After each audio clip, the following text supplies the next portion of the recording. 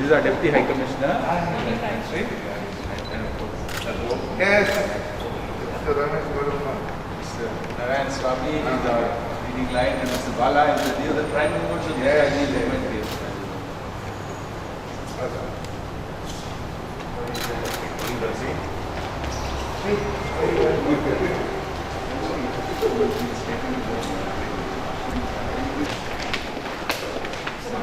Morning, Dr. My honor. Our colleagues, no, the secretary. Oh, okay.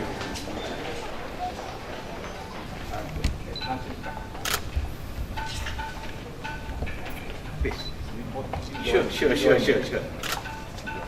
Okay.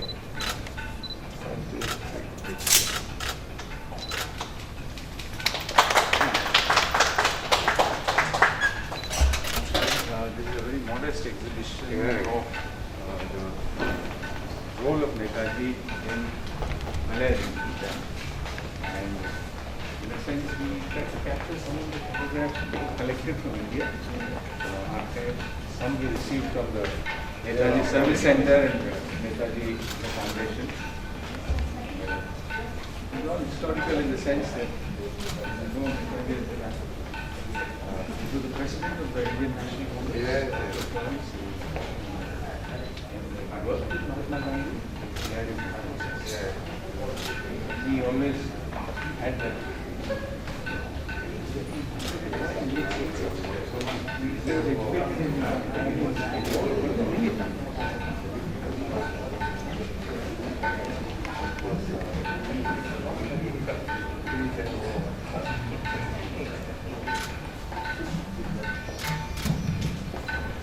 The journey outside India was remarkable.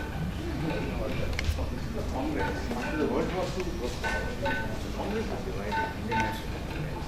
They say some said that it was to fight against the British, side of the British, so that Axis powers, which are more aggressive, they must be defeated. And so,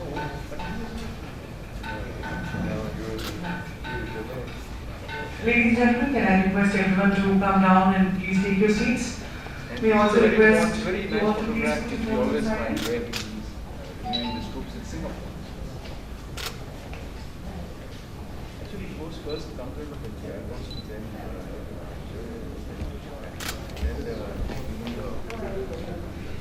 meeting. So that's the time British, Japanese army came into Malawi. Yeah. British defeated.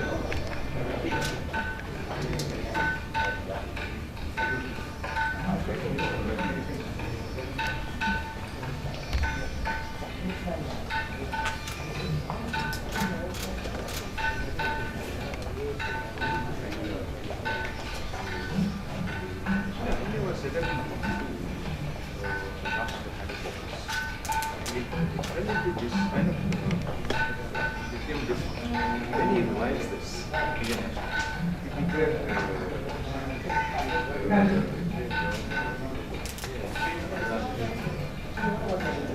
even our Prime Minister went that far to say he was the first Prime Minister Azad.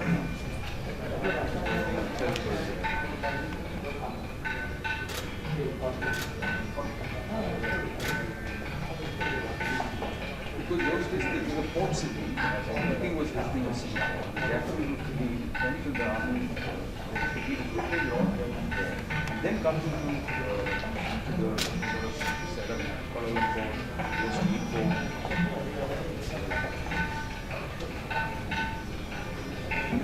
75 years later, it is 2018, 21st October. Our Prime Minister, he goes to the Red Cross, he unfurls, so that's how we revive the history has its own prominence. So, a lot of people are prominent. Want to bring back what the rightful role. Like this grand nephew is speaking about what I'm doing. We owe it to Padang and the court. I think it must be the Padang.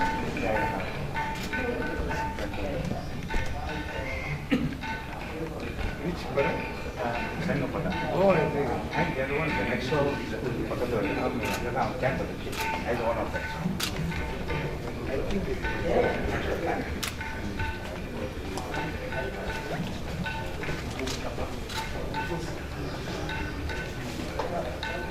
There's 42. then INA is more packed up because when Japan collapsed, INA was Subhas they tried a lot of effective. Let's say we breached the force. INA tried, we were trying. The people who fought for India with India, but we were trying to actually the British and now historians are more and more confirming. It is because of the INS march.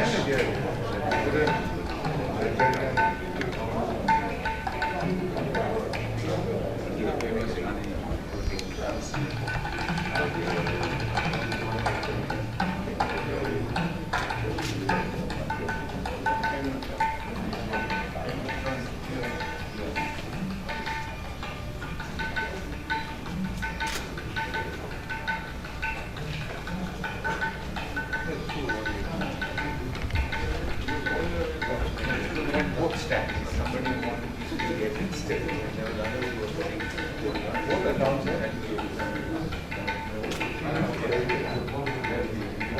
that is the new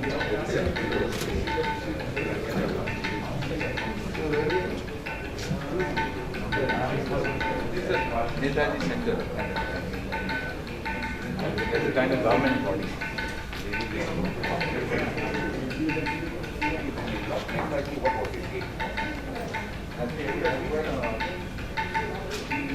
That's really the year in which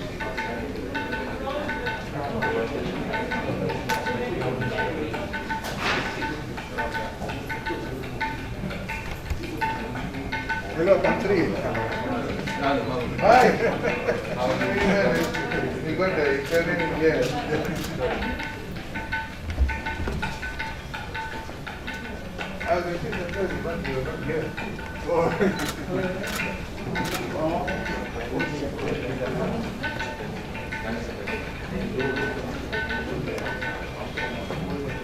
Hey! they're all island.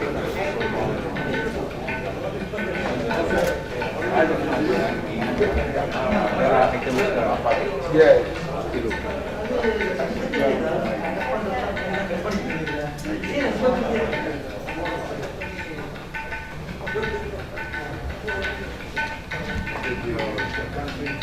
Yes,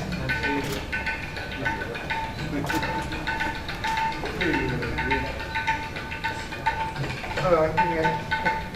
this is the most famous photo. This is something so this is not this audience from the library. Say still able to connect with only one of them. Connect with one of them who is taken at a young age. One of them, two of them are still alive.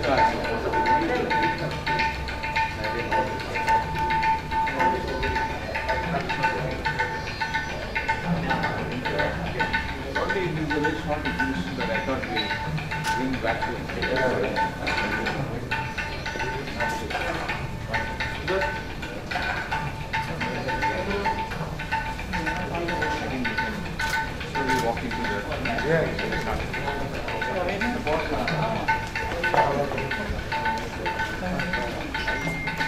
Always no worries. Entonces, ¿cuánto? Banga, Sorry, Marquinga. ¿Cómo lo he hecho? Porque yo tenía que estar en la ciudad.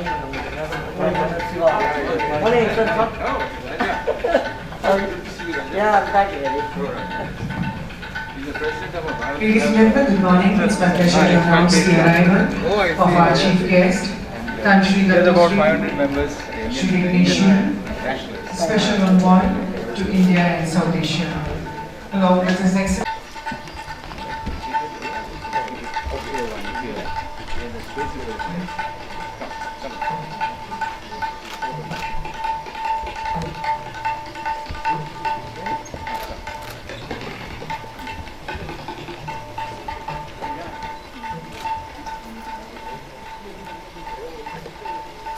May I request everyone to be seated, please. Morning, ladies and gentlemen. My name is Padmini Srinivas, On behalf of the High Commission of India, Kuala Lumpur, the Netaji Service Centre and the Netaji Welfare Foundation, it's my immense pleasure in welcoming you all to the 125th birth anniversary celebrations of Netaji Subhas Chandra Bose. Today's celebrations are part of India at 75, the Azadi Ka Amrit Mahotsav celebration, which commemorates 75 years of India's independence. It's my privilege to welcome Yang Bahagya Tanshri Datoshri S.A. Vigneshwaran, Prime Minister's Special Envoy to India and South Asia. Thank you very much, Tanshri, for inaugurating the photo exhibition on Netaji. It's my pleasure to welcome His Excellency Shri B.N. Reddy, the High Commissioner of India to Malaysia, Ms. Archana Nair, Deputy High Commissioner of India to Malaysia, the INA veterans and their family members, distinguished guests, members from the Netaji Service Centre and the Netaji Welfare Foundation, members of Malaysia India Heritage Group, members of the Malaysian Bengali Association, and members from Club Rekreasi, Abidjan and the Maitri Group. Friends from the media, officers and colleagues from High Commission of India, Kuala Lumpur, the Audit Office of the High Commission of India, and the Netaji Subhas Chandra Bose Indian Cultural Centre, Kuala Lumpur. Ladies and gentlemen, today we celebrate Netaji Subhas Chandra Bose and his invaluable contribution to the freedom struggle, and also the contribution of many such leaders and veterans in Malaysia. Without any further delay, we'll begin today's program. May I kindly request Tanshri Datoshri Vigneshwaran and His Excellency Shri B.N. Reddy, High Commissioner of India to Malaysia, to begin the event auspicially by lighting the Kuttu Velakku.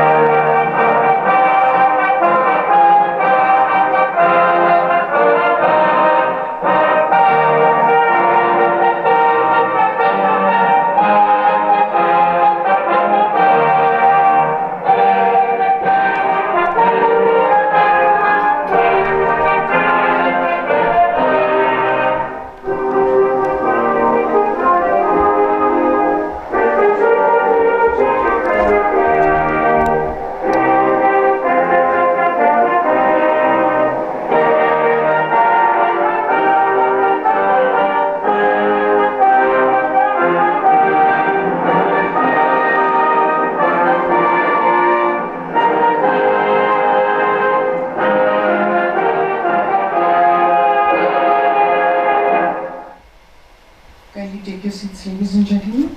May I kindly request His Excellency Shri B.N. Reddy.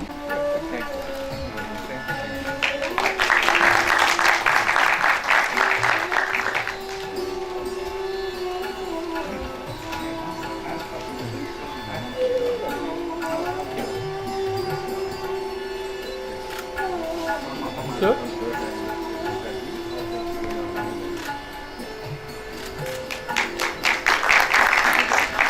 Thank you very much, Your Excellency. Now I invite Netaji Welfare Foundation to kindly felicitate our chief guest.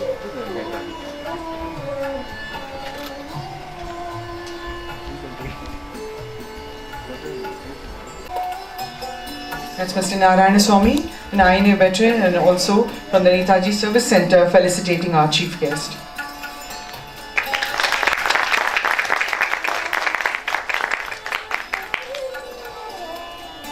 Thank you very much, sir. You may take your seat, sir. Thank you.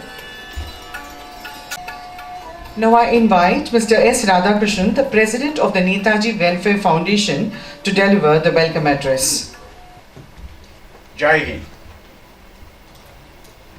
His Excellency Tan Sri S. A. Vigneswaran, Prime Minister Special Envoy to India and South Asia, and also the National President of MIC, His Excellency Mr. B. N. Reddy, High Commissioner of India, Her Excellency Madam Archana Nair, Deputy High Commissioner, highly honoured Nonagerian Lieutenant Sundram of Indian National Army, most distinguished guests and friends. I, on behalf of the primary organizer, Indian High Commission, and along other organizations, Malaysian Bengali Association, Mitri Group, Amija Recreation Club, Indian Heritage Group, and I from Netaji Welfare Foundation warmly welcome all of you for this function today, which is marking of the 125th Netaji's birthday. Our heartfelt thanks for all of your presence here. It is with a great pride and honor that on this day, Kuala Lumpur Netaji Welfare Foundation reminisces and recounts the valiant Jawans of the INA and the consequence that befell on their families who had to suffer in the hands of the ruling British. As we celebrate the 125th Netaji Jayanti, let us do ourselves a favor. In whatever we do, let us unshackle our minds from the colonial bondage, and let us not seek validation from the West. Let us think Indian. Let us hold in highest esteem the values and wisdom that our Indic civilization has bequeathed us. And let it find its finest fruition in all our thoughts and action. Friends, Netaji Welfare Foundation was established in 28 March 1998 by Yang Berbahagia Tan Sri K. Somasundram and Yang Berbahagia Tan Sri L. Krishnan, both as ex-soldiers of the Indian National Army led by Netaji Subhas Chandra Bose. Only few would know that since Indian independence, there was in Malaysia an organization called Netaji Service Center, comprising exclusively of INA veterans. Many of them have had high position in the government and the corporate sector. But these Jawans did not want to keep Netaji guarded in their hearts only. So they decided to open Netaji to all as he belonged to us. Hence was born Netaji Welfare Foundation. Our foundation celebrates the great deeds, heroism and sacrifices of our fellow Indians towards independence of India in 1947, some 2 or 3 generations before. Mind you, not only India, the Indian heroism was equally inspirational to Malayan independence in 1957. The latter is often conveniently forgotten back. But come what may, we intend to keep this INA memory alive, this heroism alive among us, and more importantly among our younger generation. That is why annually we round up students from schools, we bring them here, interact with them, provide them some incentive, and allow them speak their minds on INA and Netaji. You will certainly see them in action today. We celebrate Azad Hind Declaration, which falls on 21st October every year. We hold meetings, discussion with the foreign dignitaries and scholar related to Netaji. We support brother organizations, especially in education-related fields. More importantly, we continue the effort. This is our Lieutenant Sundram. one of the living legends of the INA.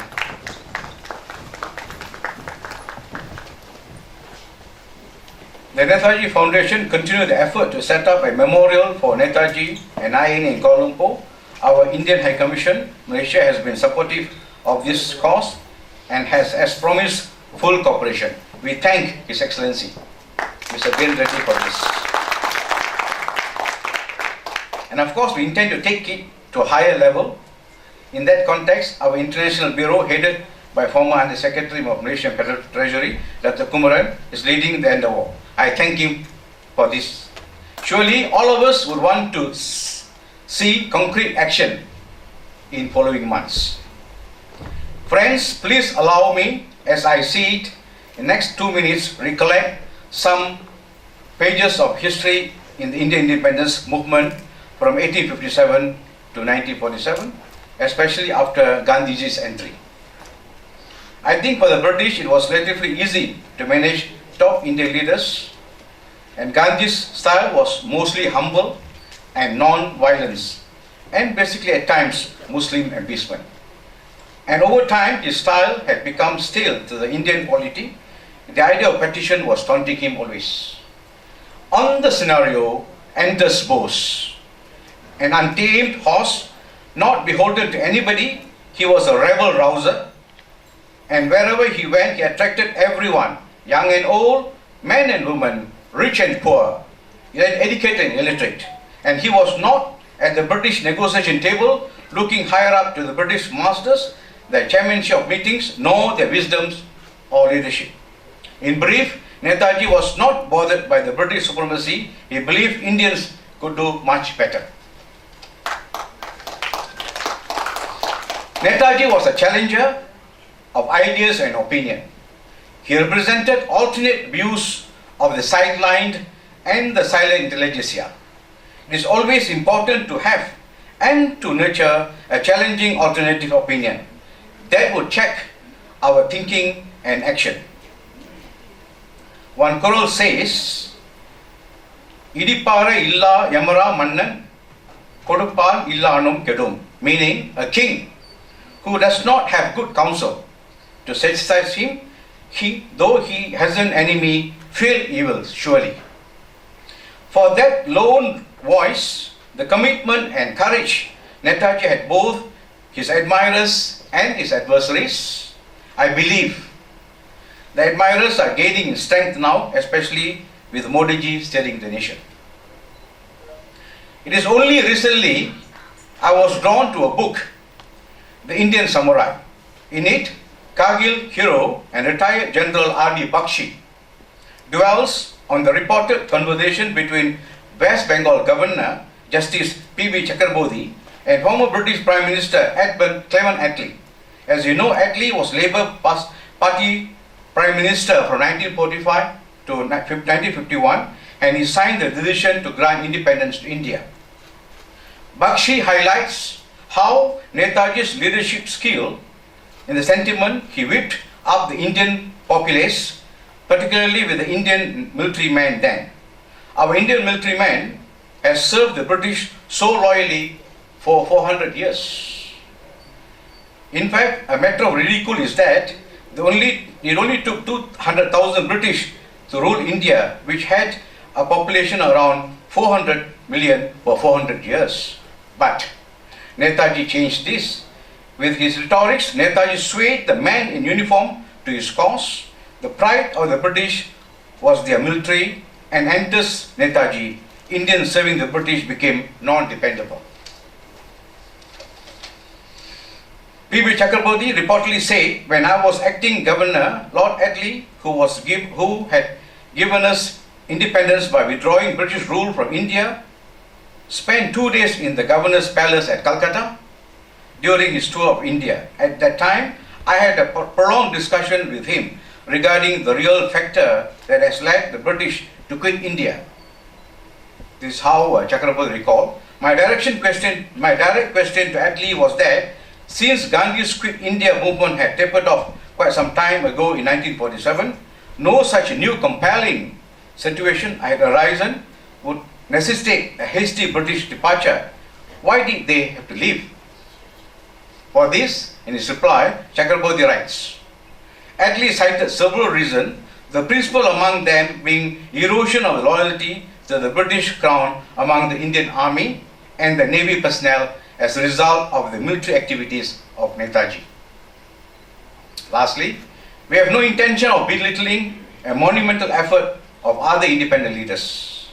But we do feel Netaji has not been given the right reckoning he deserves. I hope and I believe the scholarly discussion on this can take place sooner than later. Indian history revisited. With this, I end. Jai Hind.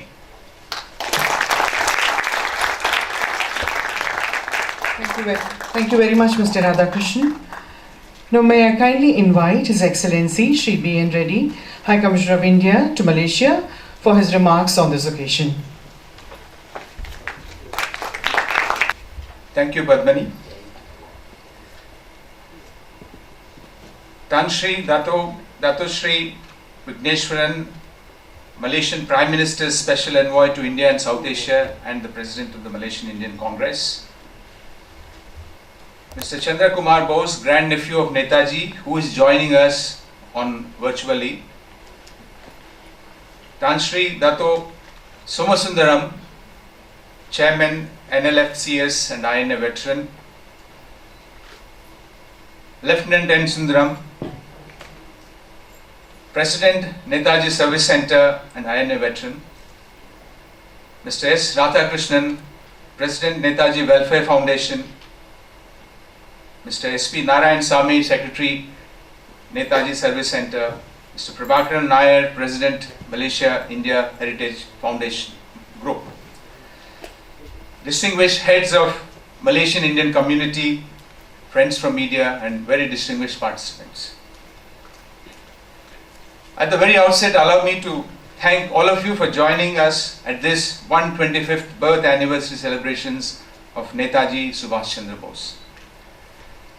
I think Mr. Radhakrishnan has alluded in very glowing terms and in real sense the great contribution of Netaji to India's freedom struggle and also in awakening several minds in Southeast Asia and in particular in the then Malay region, which is today the Malaysia and Singapore.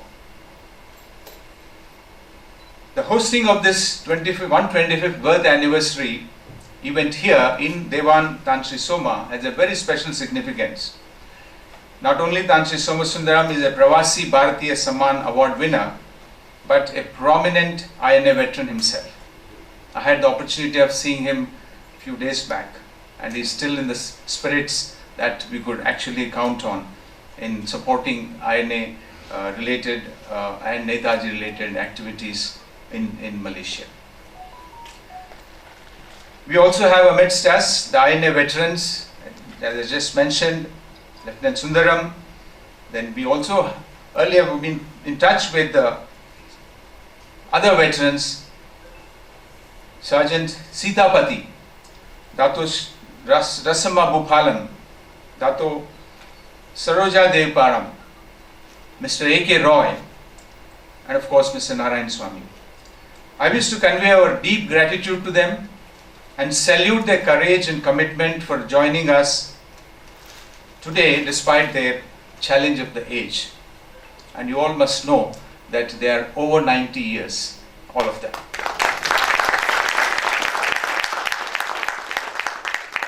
Friends, in India today is also observed as the first anniversary of Parakram Divas, which is what we call the Day of Valor. It was last year, Honorable Prime Minister of India, His Excellency Mr. Narendra Modi ji, declared that every year 23rd January will be celebrated as the Parakram Divas in order to honor and remember Netaji's bravery, valor, courage, indomitable spirit and selfless service to the nation. And in fact, in the country since January 23rd last year, a year-long celebrations have been held to remember, celebrate and embrace the values and vision enunciated by Netaji. A series of commemoration activities were held in Delhi, Kolkata and other places associated with Netaji, as well as Azad Hind Fauj, the Indian National Army, both in India and outside, and precisely the reason why we are gathered today and also remembering Netaji. A grand statue of Netaji will be installed at the India Gate as a symbol of India's indebtedness to Netaji. A hologram statue of Netaji will be unveiled by Honorable Prime Minister of India, Shri Narendra Modi ji, later today at the same place until completion of the grand statue. Friends, we are very happy that we have been able to hold the INA Raising Day in October last year at the Royal Selangor Club, at which several of you have joined. In fact, I am extremely grateful to the Netaji Welfare Foundation and Netaji Service Center for their consistent support in us organizing these events in Malaysia. In fact, that venue, Royal Selangor Club, had a very special historical significance, as it was at this Selangor Padang, Netaji gave an inspirational speech on 5th September 1943. As I understand, there were about 60,000 people then. You can imagine the kind of inspiration and motivation that he was able to provide for people to gather in such large numbers again in 1943 in Kuala Lumpur. Netaji Subhas Chandra Bose, in my view, holds a very special place in the memories of the people of Malaysia and India. In fact, he laid a strong foundation to solidify modern day relationship between India and Malaysia. The deep historical ties and civilizational linkages that existed between India and continue to exist were given a modern and lasting connect, particularly between the Malaysian Indian community and larger India. This people-to-people connect is an inalienable and firm part of our strategic partnership with Malaysia. Your presence today is a testament to this dimension of our engagement with Malaysia. I take this opportunity to once again convey my profound gratitude to Netaji Service Center and Netaji Welfare Foundation in preserving memories of Netaji and also for serving as a repository of information on Netaji in this country, and for their continued drive to provide the relevant and most important recognition that the Netaji deserves. In the words of Mr. Gopal, we just heard from Mr. Krishnan a little while ago. So that is something we all have to remember, and we have heard you very loud and clear, Radhaji. I also thank the Malaysia India Heritage Foundation, Malaysian Bengali Association, Club Recreasi Abidjan and Maitri Group for their contribution in this event.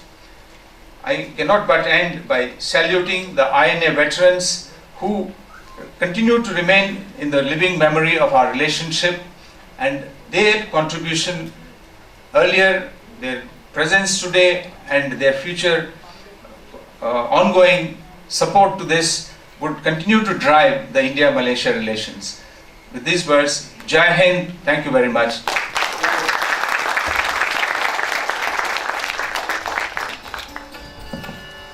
My sincere thanks to His Excellency for sharing his thoughts on this occasion.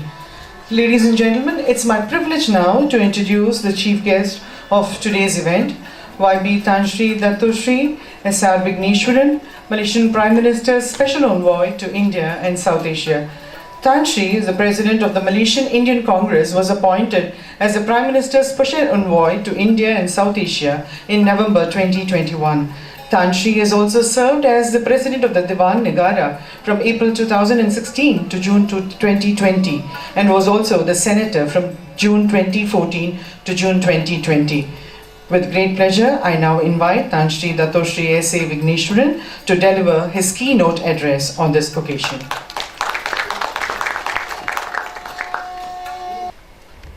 Thank you, Ms. Padmini Srinivas, MC of the day. His Excellency Mr. B.N. Reddy, High Commissioner of India to Malaysia, Ms. Archana Nair, Deputy High Commission of India to Malaysia, Mr. S. Radhakrishnan, President Netaji Welfare Foundation, Lieutenant N. Sundram, President Netaji Service Center, an INA veteran, Mr. Prabhakaran Iyer, President Malaysian Indian Heritage Group, Mr. Chandra Bose, Grand Nephew of Netaji, distinguished guests and friends, Tantric S.K. Kumaran, Tantri Dato N. Puvan, Dr. Ramesh Kodamal, AIBC Co-Chair, representatives of the Gujarat Association, the Bengali Association, and I would say that Tantri Somasundram is here. Good morning and Vanakkam. It is great pleasure to attend and celebrate the 125th birth anniversary of Netaji Subhas Chandra Bose, hosted by the Indian High Commission in India in Kuala Lumpur, in partnership with Netaji Service Centre and Netaji Welfare Foundation. I was told that today's function by His Excellency, the High Commissioner, and the very mention of Netaji Subhas Chandra Bose's name reminds me about duty, honor, compassion and pride. Mahatma Gandhi referred to this towering personality as the patriot of patriots, or prince among patriots, and in fact admitted that Netaji's patriotism was second to none. If we trace the pages of history, Netaji was a man with high moral integrity, noble-minded, and above all, a man who is of value to the people. Although Netaji is no longer with us, with his ashes resting at the Renkoji temple in Tokyo, but he lives internally in the hearts and minds of millions of Indians. Subhas Chandra Bose's legacy, in our mind, will always be as a young revolutionary leader who loved his country and his fellow people passionately and devoted his whole life to freeing India from the tyranny of imperialism.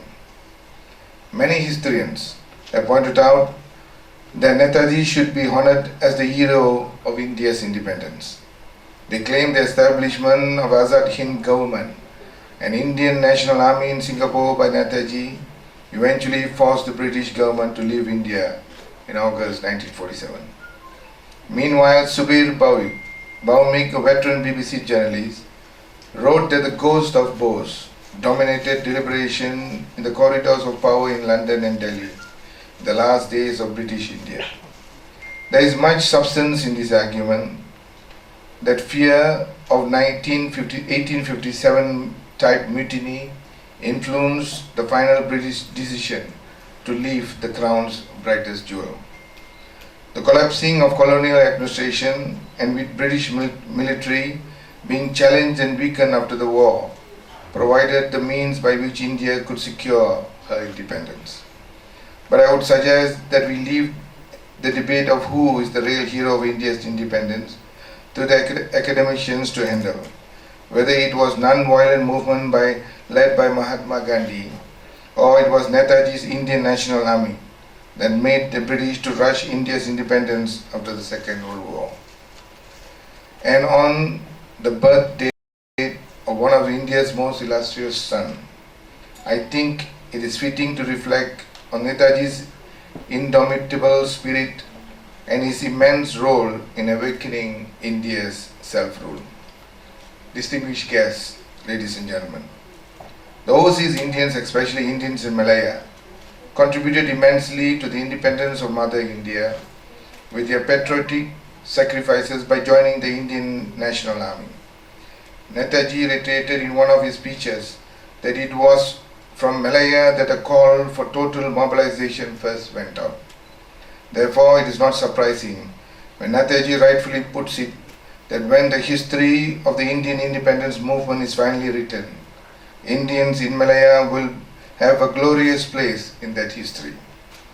History validates that when we stand together, united in common cause as one community, there's simply no limit to what we can achieve. This is what Netaji managed to create in Malaya's post-war political and union movement. Netaji planted the seed for organized political and union movement after the Second World War by mobilizing the Indians in Malaya on an unprecedented scale under INA. It is reported as a result of the efforts of rigorously well-oiled INA's recruitment department, at least 18,000 civilians enlisted, mostly Tamils from the South India, who were working in many plantations in Malaya. At the same time, the INA branches were open in Penang, Kedah, Selangor, Negeri Sembilan, Johor and Malacca. Meanwhile, according to A. Rajeswari, by July 1944, nearly half of the number of Indians in Malaya had joined the Indian National Army. As everybody is well aware, since the second half of the 19th century, thousands of South Indians had migrated to Malaya, and estimated by 1940s, there were more than 500,000 Indians in Malaya. Topan Uma Samandan described somehow, Netaji transformed the meek Tamil estate workers into a proud and disciplined fighter. The INA contributed to the battles fought in Burma, Imphal and Kohima. The Indians of Malaya too contributed towards the establishment of Azad Hind, a provisional government in exile during the later part of the Second World War. And the most important fact to be highlighted here is that a number of people associated with INA during the war later went on to hold important roles in Malaya's political movement, most notably John TV and Ponsri Janagi Adi Nagapan. Dear friends, Netaji's presence in Malaya not only led to the eventual birth of Malaysian Indian Congress or MIC, but also to the rise of political consciousness among the Malaysian Indian community.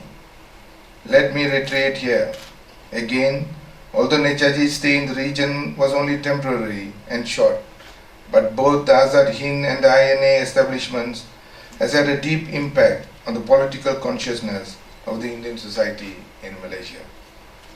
With the formation of the first Indian government in 1943, on October 21st in Singapore, Netaji declared on the war on the British Empire.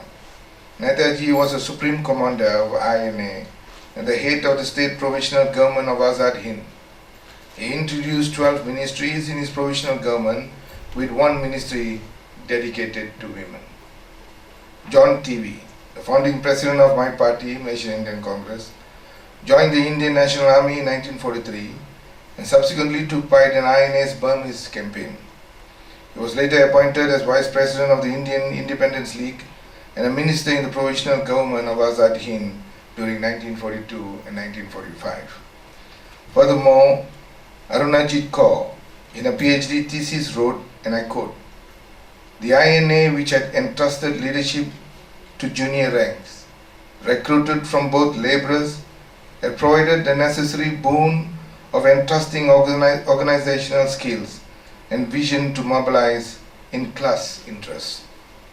Topuan Uma Samandan further reiterated that at that time all MIC leaders held posts in INA. The survivors of INA went on to become the leaders within the Malaysian Indian community. Moreover, our labor movement after the war was often dominated by ex-INA leaders. The involvement of the Indian community in the Indian National Army and the Indian Independence League gave them the awareness on the importance of their movement in political, especially with community unity and their participation in local politics.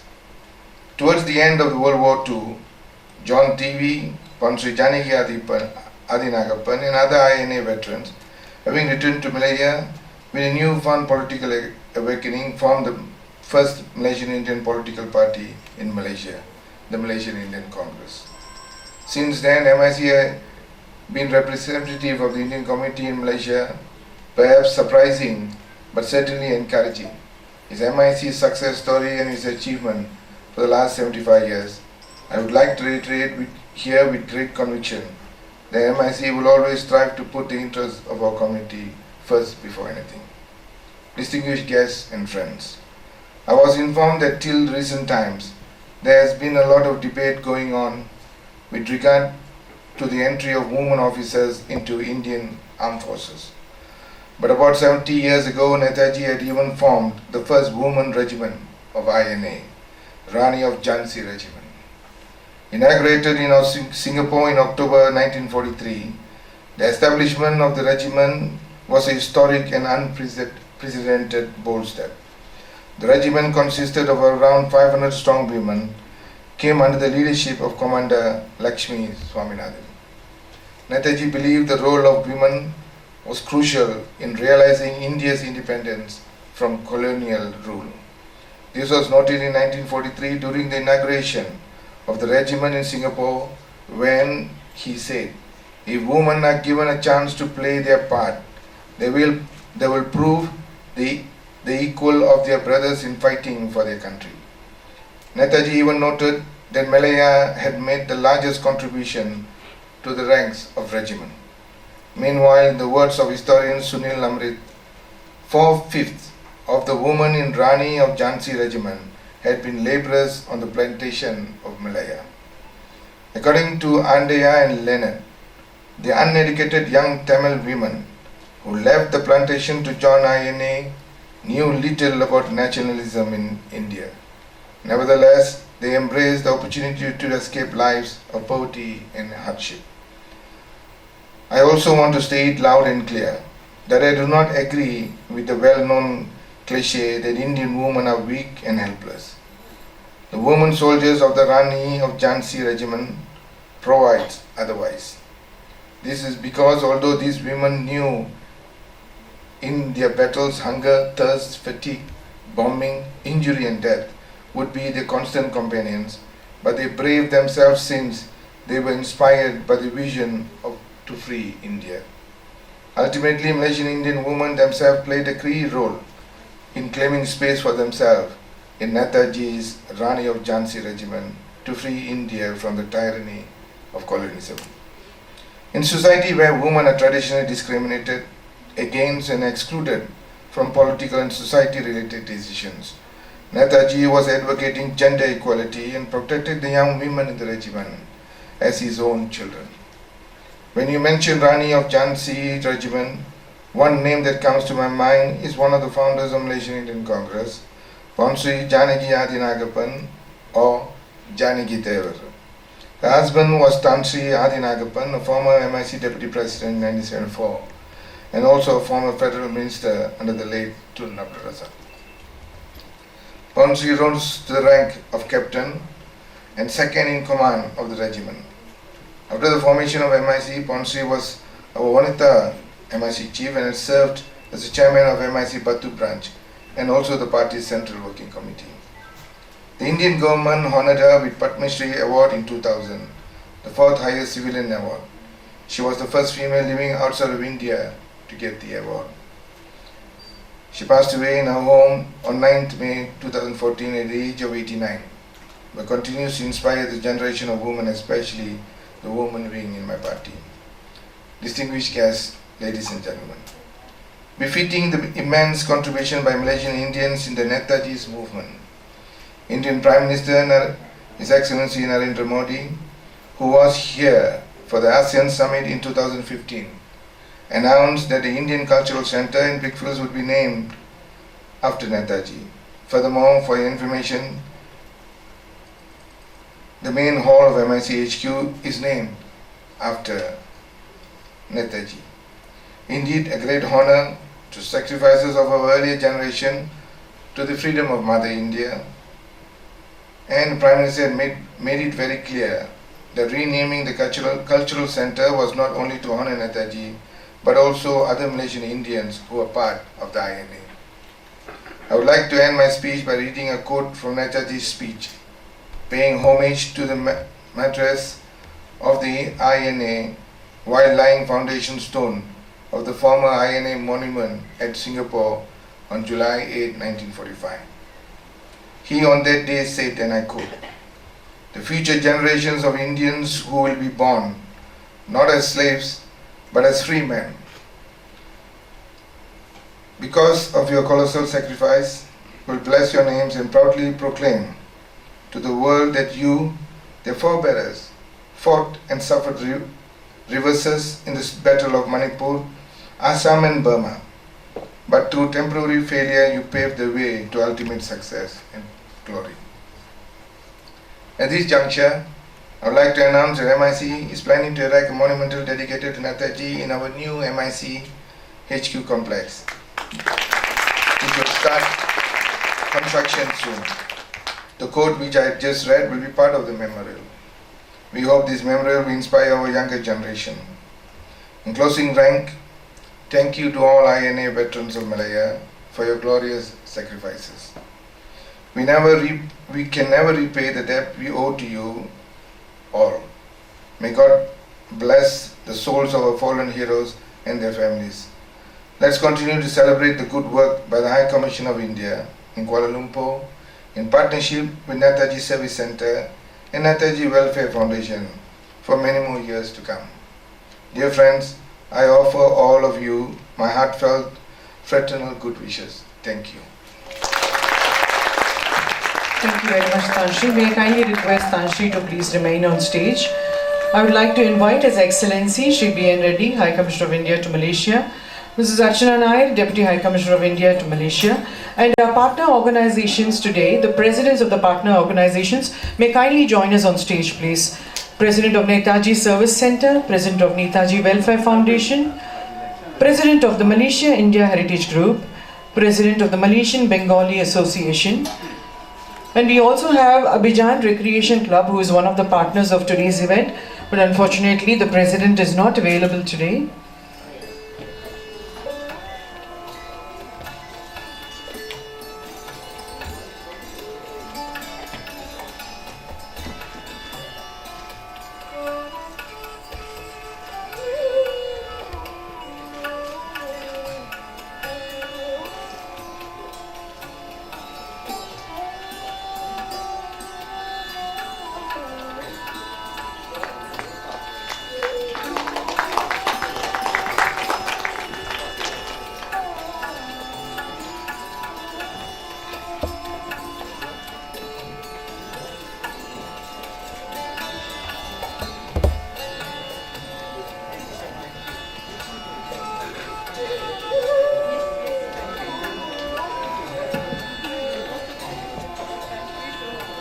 Our sincere thanks to Tanshri for joining us today. Ladies and gentlemen, due to some pressing commitments, Tanshri will be leaving now. I sincerely thank Tanshri for taking time out to grace the event, in spite of his busy schedule.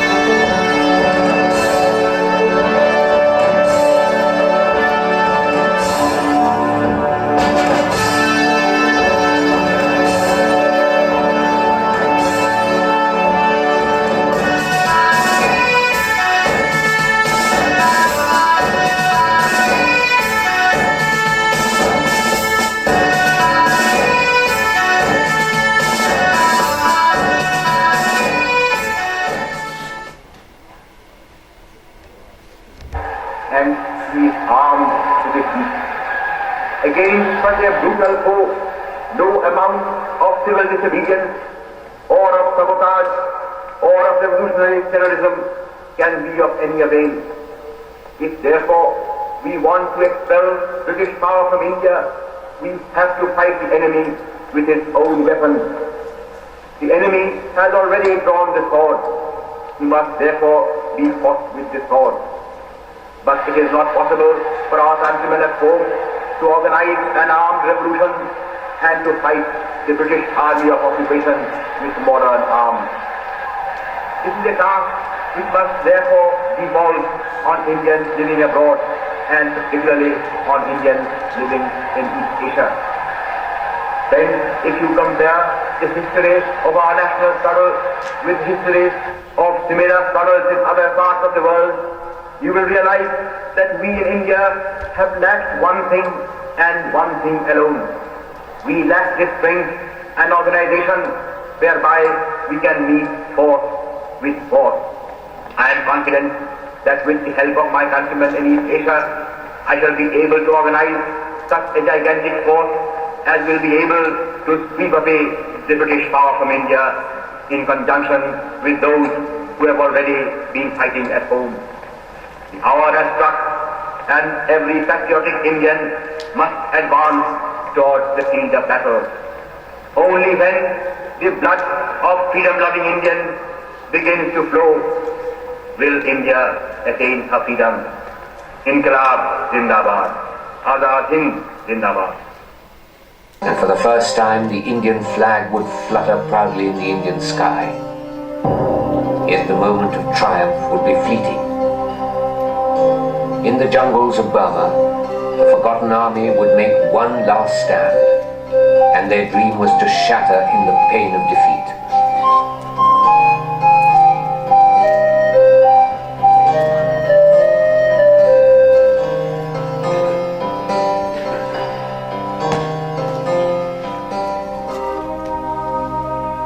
Today, the bustling city-state of Singapore is an economic powerhouse, one of the Asian tigers whose roar dominates the world economy. 50 years ago, however, another roar was to go forth from Singapore, a roar that shook the very foundations of the British Empire in India. The story of the Azad Hind Fauj, or the Indian National Army, truly begins with what Winston Churchill called the worst disaster and the biggest capitulation in British history, the fall of Singapore.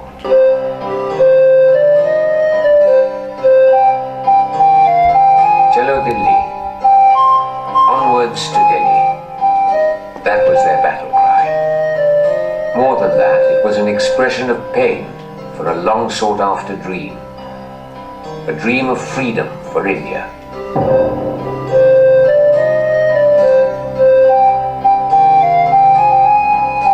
Give me blood and I'll give you freedom, he had said. And from Singapore, on that overcast July day in 1943, the Azad Hind Fauj would begin its march to Delhi.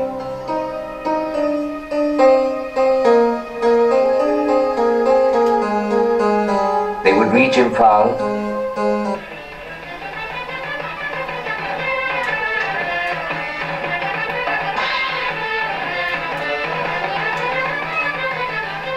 within a fortnight of the Farrer Park meeting, more than 40,000 men had joined the INA. But there were a number of problems in the practical task of organizing the Liberation Army. Many felt that the way the Japanese treated the new army and Indian prisoners of war as a whole was unsatisfactory, and a dispute led to the arrest of General Mohan Singh.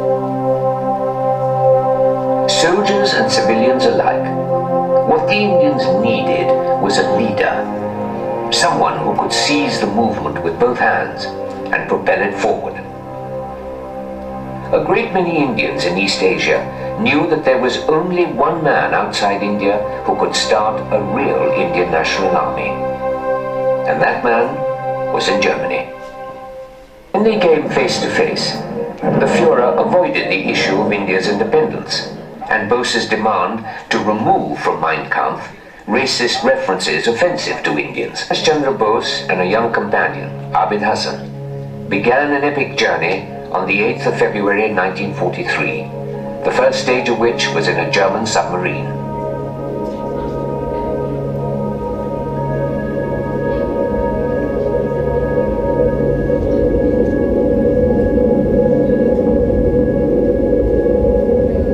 In enemy-infested waters near Madagascar, Bose was transferred to a Japanese submarine. After 90 days under the oceans, he arrived in Sumatra. From there, he flew to Tokyo, where he spent a couple of months. And on the 2nd of July 1943, Subhas Chandra Bose arrived in Singapore.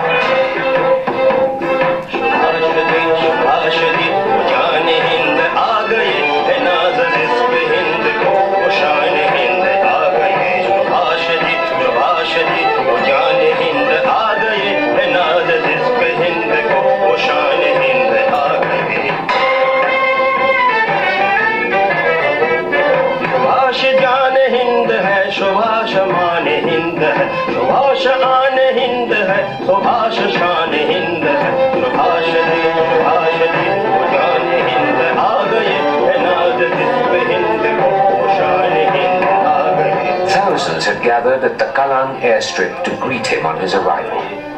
Among them was a young doctor, Lakshmi Swaminathan. I still remember very clearly the day that Netaji arrived in Singapore.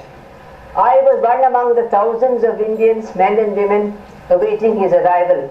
Seeing him, I knew that all the months we had passed of the INA crisis, of frustration and despair were now over, that at last we had found a leader who had come to lead us on to Delhi, on to victory.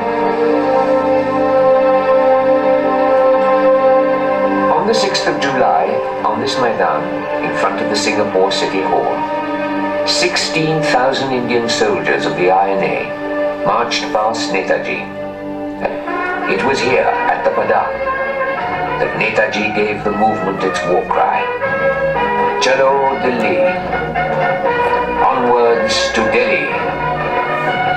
Here that he called upon the thousands gathered before him to sacrifice their all for the sake of freedom. I am confident that with the help of my countrymen in East Asia, I shall be able to organize such a gigantic force as will be able to sweep away the British power from India in conjunction with those who have already been fighting at home. The hour has struck, and every patriotic Indian must advance towards the field of battle. Only when the blood of freedom-loving Indians begins to flow will India attain her freedom. Inqilab Zindabad. Azad Hind Zindabad. The magic of Netaji's words resounded in the ears of the young Lakshmi Swaminathan, transforming her. She knew her life would never be the same again. And we practiced for 3 days and then presented arms to Netaji at a women's meeting. We were dressed in simple white saris because we didn't have any uniforms, but still we were able to present arms very smartly, and this pleased Netaji endlessly.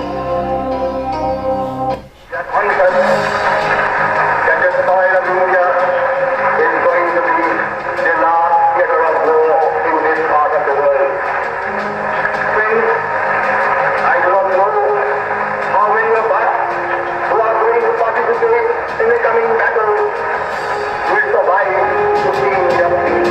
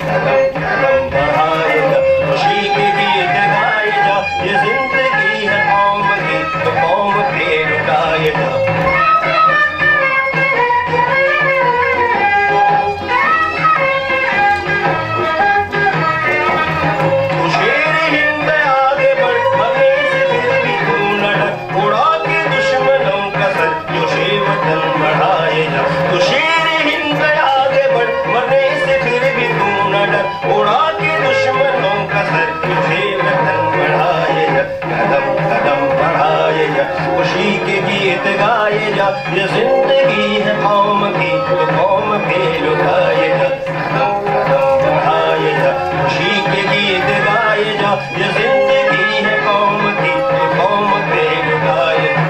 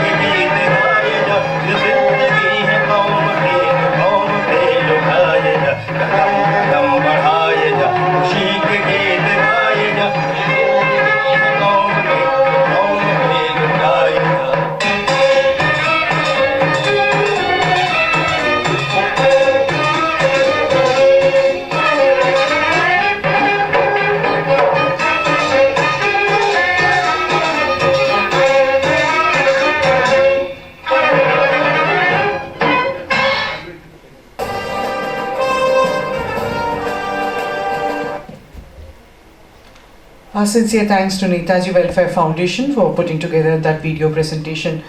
We're very happy to share that we have amongst us Mr. Chandra Bose, the grandnephew of Netaji, who has joined us virtually today for his talk on Netaji. Namaskar and Jai Hind. The respectable citizens of Malaysia and the resident Indians of Malaysia, His Excellency Tan Sra Dato Sri S.A. Vigneshwaram, Prime Minister Special Envoy to India and Southeast Asia, His Excellency Mr. B.N. Reddy, High Commissioner of India to Malaysia, Lieutenant N. Sundaram, President, Netaji Service Center, Mr. S. Radhakrishnan, President, Netaji Welfare Foundation, Ms. Swapna Das, President, Malaysian Bengali Association, Mr. Deepak Mandal, President, Kelab Recreasi Abhijan, distinguished guests, ladies and gentlemen. It is indeed an honor that I have been given this opportunity to say a few words about the liberator of India, Netaji Subhas Chandra Bose. He was not only the liberator of India, he was the liberator of Southeast Asia. He was known in Japan as the hero of Asia by Noboru Shigemitsu, who was the foreign minister of Japan during the Second World War, and he was also the deputy prime minister after the war. My father, Omiyanath Bose, had written to Mamoru Shigemitsu in 1957 that I would be visiting Japan and I would like to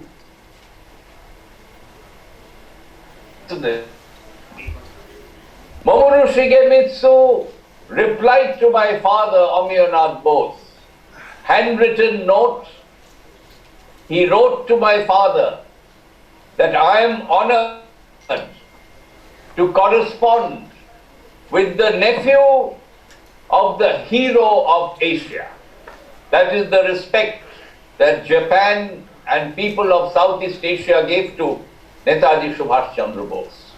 It is unfortunate that my father went to Japan, to Tokyo in 1957, but Mamoru Shigemitsu had passed away by then, so he could not personally meet him. But this note, handwritten note, is with us, with the family, which is a treasure that we keep, and we are very proud of this letter.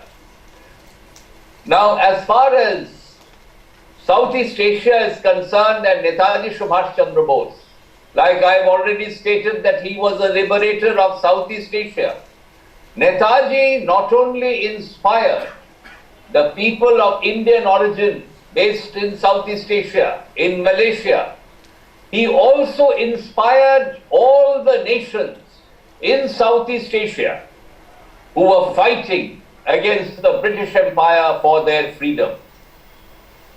This inspiration that he could give to the people of Malaysia, Myanmar, Singapore, and all other nations who are under the British domination to fight for their freedom.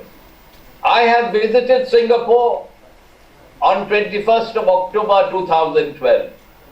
I must tell you the experience I had. I met the local people in a camera shop where I had gone. And when they got to know that I am the grandnephew of Netaji Subhas Chandra Bose, tears rolled down their eyes. They were so emotional about this man.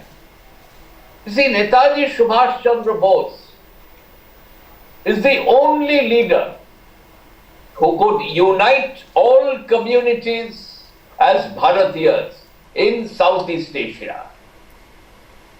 In the Indian National Army, the Liberation Army of India, there were 60,000 soldiers.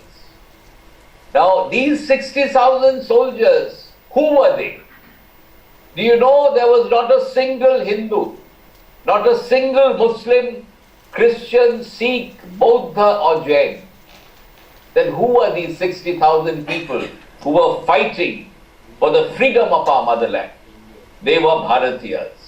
Netaji could establish all Indians living in Southeast Asia as Bharatiyas, as Indians.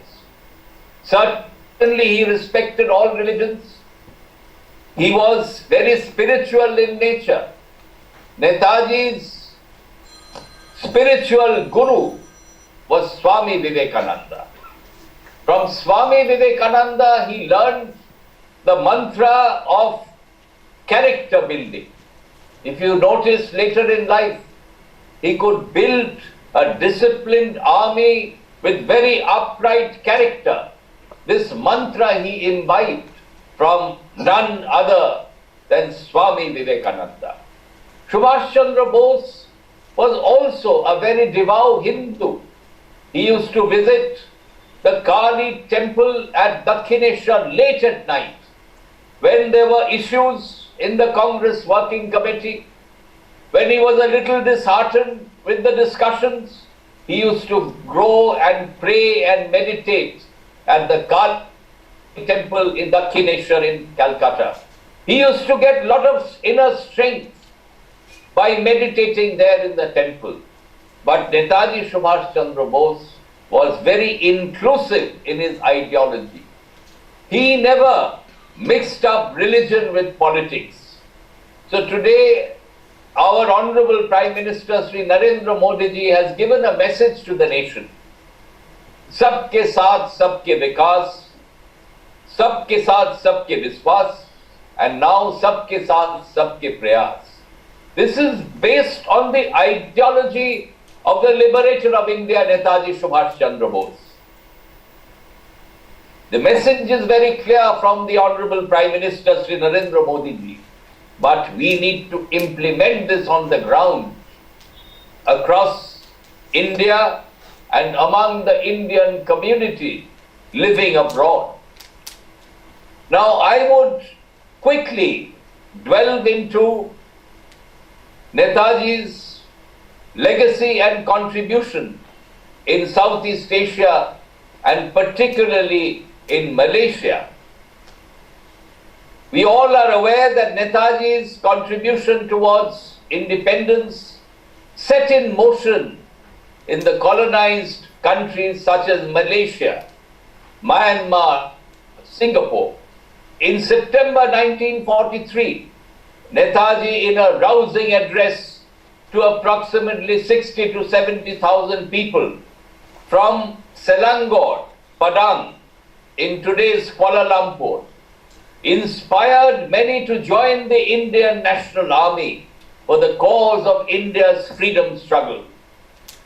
The High Commission of India in Kuala Lumpur celebrated INA's Rising Day on the 21st of October as part of India's 75 Azadi Ke Amrit Mahotsav. At the Royal Selangor Club, situated next to this historic location, Selangor Padang, with the enthusiastic support of the Netaji Service Centre and Netaji Welfare Foundation and the local Bengali community associations, NRIs and Malaysian, 4 INA veterans also attended the event in spite of their advanced age and of course the pandemic situation of COVID restrictions. They attended. In spite of that, they attended and graced this occasion. Excerpts of interviews of 4 INA veterans who were unable to attend were also played at the event. The proceedings of the event can also be seen on a INA Raising Day celebrations in Malaysia on YouTube. Netaji inspired the spirit of freedom amongst the people of Malaya, regardless of race or religion. As I have already stated, he is the only leader who could unite all communities as Indians, as Bharatiyas in Southeast Asia. Netaji, on the 12th of July 1943, emerged from obscurity and took up arms in defense of their nation, a totally unimaginable scenario in pre-war Malaya. He had the charisma to encourage and enthuse the youth of Southeast Asia in Malaysia to rise and fight for India's freedom.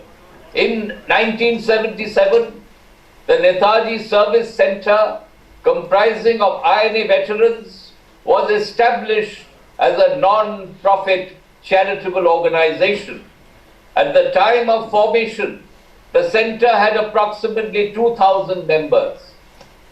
It, inter alia, seeks to undertake and carry on study on the life and activities and teachings of Netaji, collect and preserve historical documents, manuscripts, leaflets, periodicals, photographs, etc.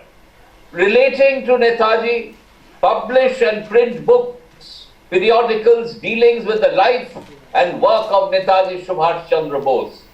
Netaji Welfare Foundation, established in 1996, comprises of descendants and family members of INA veterans. Its activities include providing financial aid to less privileged Tamil students annually, celebration of Azad Hind Day, assist local and foreign researchers for research on Netaji and the INA, partnering with the Indian Mission Cultural Centre in organizing Netaji-related events. The Malaysian Indian Congress, MIC, which has been regarded as the representative of the Indian origin Malaysians in Malaysia polity, traces its roots to the Indian National Army. or the Indian Independence League. As in the early years of MIC, most of the prominent members were either from INA or MIC. John Aloysius Thaivy, who was the former INA Secretary General, subsequently became the founder president of the Malaysian Indian Congress in 1947. Tum Sambatham, in his inaugural address as the newly elected president of MIC in 1955, had stated, "It was Netaji who gave the nameless worker in the plantation, the coolie as he was called, a backbone, and made him a man. It was he who knit the Indians into a self-respecting community, a community without divisions, and it is he who gave the Indians here an opportunity to carve a name in India's glorious struggle for freedom." The main hall in the Malaysian Indian Congress headquarters, built in the early 1970s, has been named after Netaji Subhas Chandra Bose. The Indian Cultural Center in Malaysia is also named after Netaji. I really appreciate the efforts made by the Indian High Commission in Malaysia and all other organizations that I have stated associated to spread the message of Netaji Subhas Chandra Bose and the Indian National Army. It is really a pleasure that I could interact with you, of course, through Zoom meeting today. I had got an invitation. The invitation was extended by the High Commissioner himself to grace this special occasion today. But due to COVID restrictions, I could not be personally present today. But I assure you that in future, I would grace your occasion. I would visit you personally in Kuala Lumpur, and I would really feel honored because it is Netaji Subhas Chandra Bose's efforts. You see, the Azad Hind Forge fought the final battle for India's freedom. It is a fact that right from 1857 onwards, with the Sepoy uprising of Mangal Pandey, that was the beginning of the freedom movement. Then we have seen revolutionaries like Shahid Bhagat Singh, Khudiram Bose, Binoy Badol Dinesh, and many, many others whose names we are not even aware, who sacrificed their lives by going to the gallows for India's freedom. Then we had Mahatma Gandhi's non-violent movement, which also had its impact on the British Empire. But the final onslaught on British imperialism was none other than the Battle of the Indian National Army and subsequent INA trials, which were held at the Red Fort in early 1946, completely destroyed the loyalty and allegiance of the British forces to the British High Command. This was the seminal reason why Britain left India on the 15th of August 1947. Today, it is really an honor to the nation that the Honorable Prime Minister would inaugurate Netaji's statue at the India Gate in Delhi. Netaji would stand tall overlooking the India Gate on Rajpath in Delhi. This is extremely a symbolic gesture that the Prime Minister has sent a clear message as to who is the liberator of India, none other than Netaji Subhas Chandra Bose. This strategic location would give a message not only to the youth of our nation, but to the entire 135 crore people of India and all non-resident Indians, Indians of Indian origin residents in Malaysia, that here was a man who had his focus like Arjuna of Mahabharata. Here was a man whose only commitment was freedom of his nation. Here was a man who stood for united, undivided India. Here was a man who could unite all communities as one, as Bharatiyas. So let us rise and take India forward. Let us rise to the occasion. We are celebrating Netaji's 125th birth anniversary today. This is also the 75th year of our independence. We are celebrating Amrit Ke Mahotsav. We are also going to celebrate the 72nd Republic Day on the 26th of January this year. So let us rise to the occasion. Let us respond to the call of the nation. Let us understand how the revolutionaries and freedom fighters contributed to our nation. Today, a very clear message to the people of Southeast Asia. The love and affection that you gave to Bharatiyas, the love and affection and support you gave to the liberator of India, Netaji Subhas Chandra Bose, is commendable. I belong to the Bose family, but Netaji Subhas Chandra Bose had told my father, Amionath Bose, who was extremely close to his uncle Subhas, that his family, each and every citizen of India, each and every citizen of Indian origin residing in Malaysia and Southeast Asia, part of his family. We are all one family as a nation, as Bharatiyas across the globe, across the world.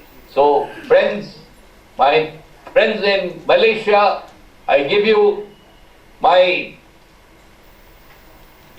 greetings, my revolutionary greeting to all of you today. And let us make India proud. Let us strive for an India that was envisioned by Netaji Subhas Chandra Bose. Jai Hind, Jai Malaysia.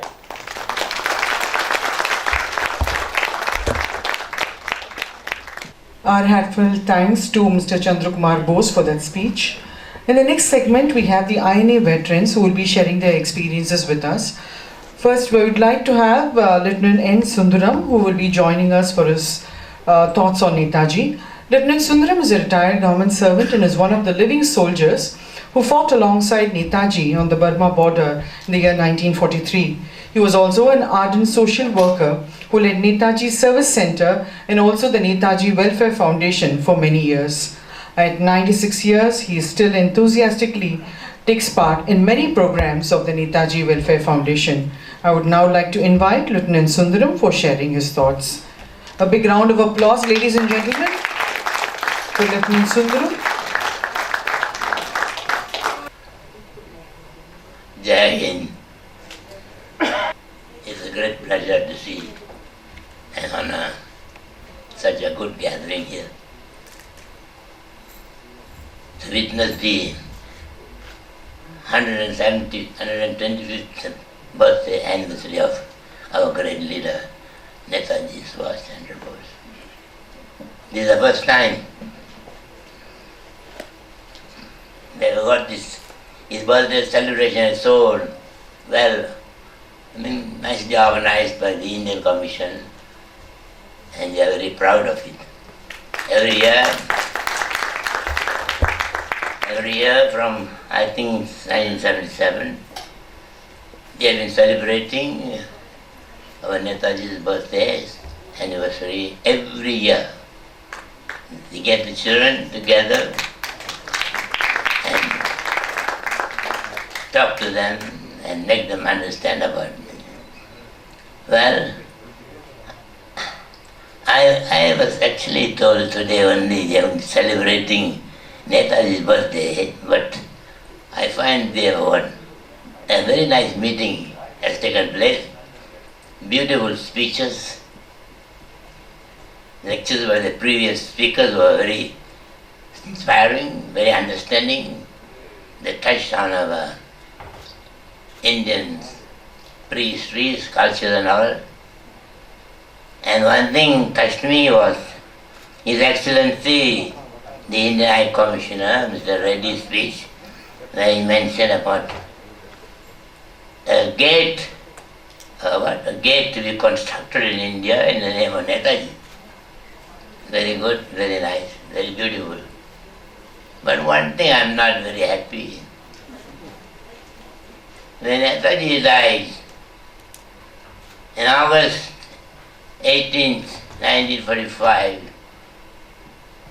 at the airport in Jarone in Formosa, is unfortunately our Chief of Staff, Lieutenant Colonel Habibur Rahman, was not able to bring his body either to Singapore or to Japan. But what happened? He was cremated, and on the 6th of September, his ashes was taken to Tokyo and handed over to the Japanese people, and is there for so many years. A great soldier. Netaji is a great soldier, a great patriot, an intellectual, and sacrificed everything for the country. What happened? His ashes are still there in the foreign country. I do not know whether any arrangements are being made to bring his ashes to India. Netaji Service Center, we have been taking so many. Mr. Narayan Swami here, I will tell you. They have written to how many prime ministers telling about it? No action. The last was we received from Prime Minister Modi just the acknowledgement, that's all. Netaji, the great, that's what just now we heard from his grandnephew, how beautiful.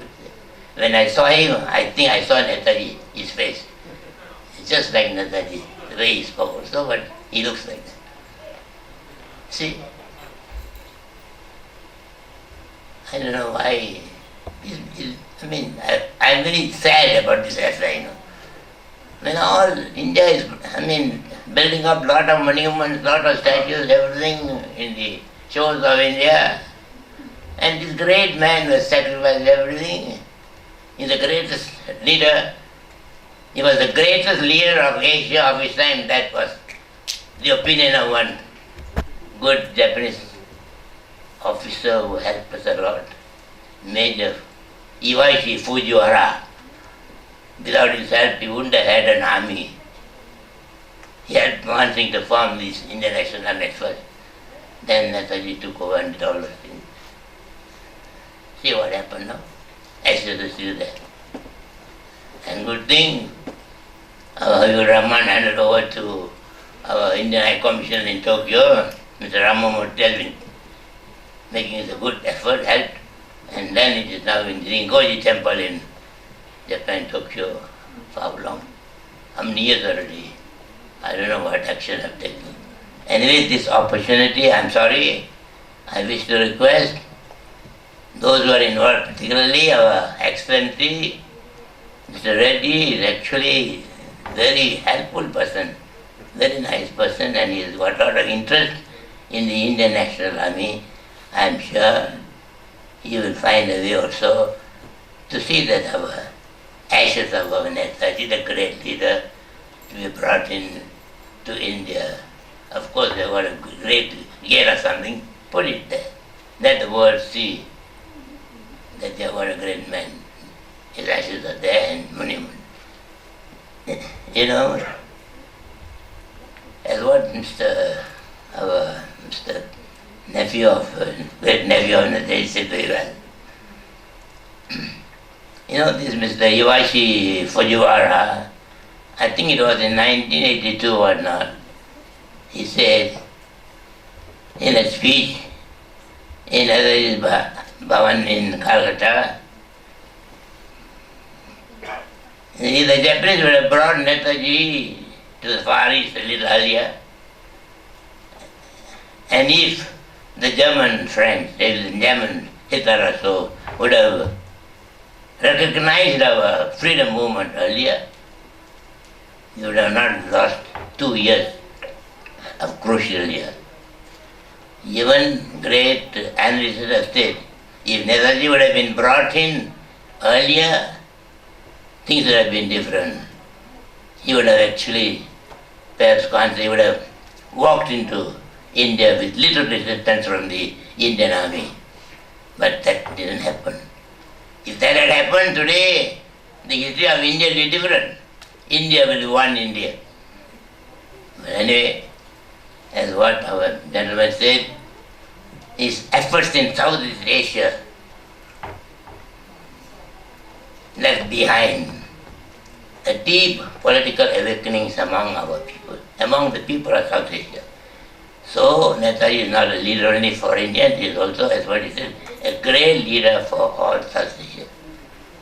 Anyway, we have heard very nice speeches from the previous speakers, including His Excellency, the High Commissioner, and all of them. I was really surprised. I didn't know that they were going to have such a big meeting. All I thought was, as usual, they are going to celebrate Netaji's birthday, that's all.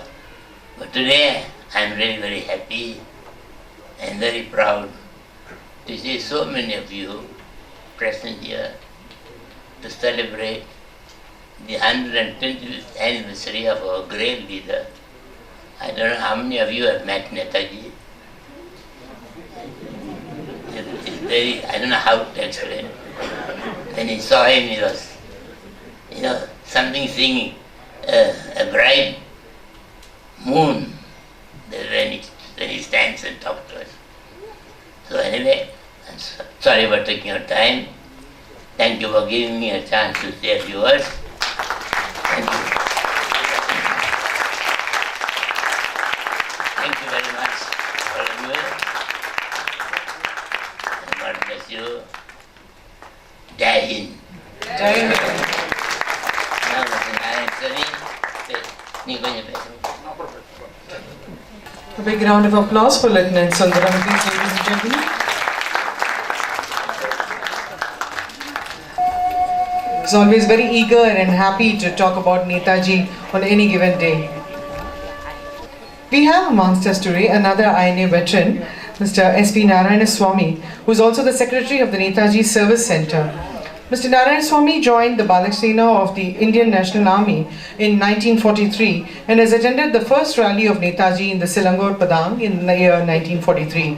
He's personally seen Netaji a few times during his training in the INA. On the night of 30th August 1957, when the Union Jack was lowered in Selangor as a prelude to Malaysia's independence, the next day, he was one of the youth who lowered the British flag for the last time.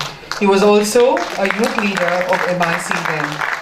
He was also instrumental in setting up the Netaji Welfare Foundation in the year 1999. He's also met many of the INA soldiers and can narrate most of their experiences with us. He was a close confidant of late Tunviti Sambandan. He has vast knowledge of the history of Indians in Malaya and about various places in Malaya.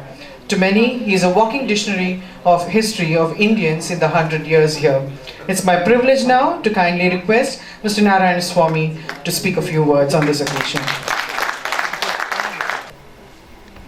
Jai Hind. இமைப்பொழுதும் என் நெஞ்சில் நீங்காதான் தாழ்வாள்.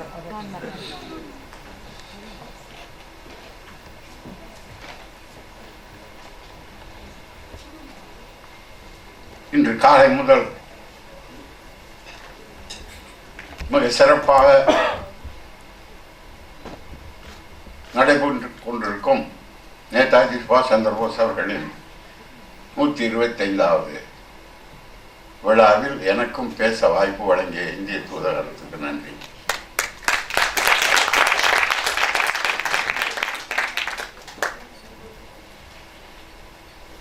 மலேசியாவில் அன்று மலேசியாவுன்னு சொல்லக்கூடாது, மலையாவுன்னு சொல்லும் பொழுது அன்னைக்கு இருந்தவர்கள் ரொம்ப பேர் இருக்கல, என்னோட சேர்ந்து இன்னும் கொஞ்சம் பேர் இருக்காங்க. நம்ம இப்படி இல்லை, வெள்ளையர்கள் கண்டா பயந்து நடுங்கி இருந்தோம். சைக்கிளில் போகிறவங்க இறங்கி நின்று வெள்ளையருக்கு மரியாதை கொடுத்தோம். இடுப்பில் கட்டினோம், துண்டை எடுத்து தோளில் இருந்ததை. ஆனால் நேதாஜிங்கிற ஒரு மனிதர் இந்த மண்ணில் கால் எடுத்து வைத்ததிலிருந்து இங்கே வாழ்கிற இந்தியர்களுக்கு ஒரு தனி உற்சாகம் ஏற்பட்டுச்சு. ஆரம்பத்தில் நம்ம மகாமாரியம்மனையும் காளியம்மனையும் எஸ்டேட்டில் கொண்டாடிக்கிட்டு இருந்த நமக்கு வந்தது தெரியும் இந்தியாவிலேருந்து. ஆனால் அவர்களுடைய பிள்ளைகளுக்கெல்லாம் இங்கே வந்து இந்தியா எந்த பக்கம் இருக்குன்னு தெரியாது. அந்நிய ஆதிக்கத்தில் நம்ம வந்து அகதிகள் போல வாழ்ந்து கொண்டிருந்த காலம். ஏதோ வீடு கொடுத்தாங்க, சாப்பாடு போட்டாங்கங்கிறதை தவிர உலக அனுபவங்கிறது இல்லாமல் இருந்தது. நேதாஜி அவர்கள் இந்தியாவினுடைய விடுதலைக்கு ரத்தத்தை கொடுங்க, உங்களுக்கு சுதந்திரம் தரேன்னு சொன்னார். ஆனால் இப்போ அது மாதிரி சொல்லி பாருங்க, யாரும் கேட்குறாங்களான்னு. ஏன்னா நம்ம வசதியாக இருக்கும். அன்னைக்கு நமக்கு ஒரு நாடு கிடையாது, ஒரு இது கிடையாது, இதாக வாழ்ந்தோம். இப்போ நம்ம சொல்கிற மாதிரி அன்னைக்கு பாடாங்கள அவர் பேசும்பொழுது ஜப்பானிய உயர் அதிகாரிகள் ஏந்திரிச்சு நின்று அவரை வரவேற்றாங்க. அவரை பார்த்தீங்கன்னாலே ஒரு விதமான ஒளி இருக்கும். நேதாஜியை பார்த்தவர்களுக்கு அது தெரியும். 14 வயசு 15 வயசு பொம்பளை பிள்ளைங்க படிச்சு விட்டு வேலையெல்லாம் வீட்டில் இருந்தவங்களுக்கு வந்து இந்தியா எந்த பக்கம் இருக்குன்னு கேட்டால் யோசிச்சு தான் சொல்லுவாங்க. இங்கே கிழக்கு இருக்காது, தெற்கே இருக்கான்னு. ஆனால் ஒரு ஆங்கிலேய ஆஸ்திரேலிய இராணுவ அதிகாரி ஒரு ஐஎன்ஏ ஜான்சி ராணி பொண்ணை பார்த்து கேட்டான்,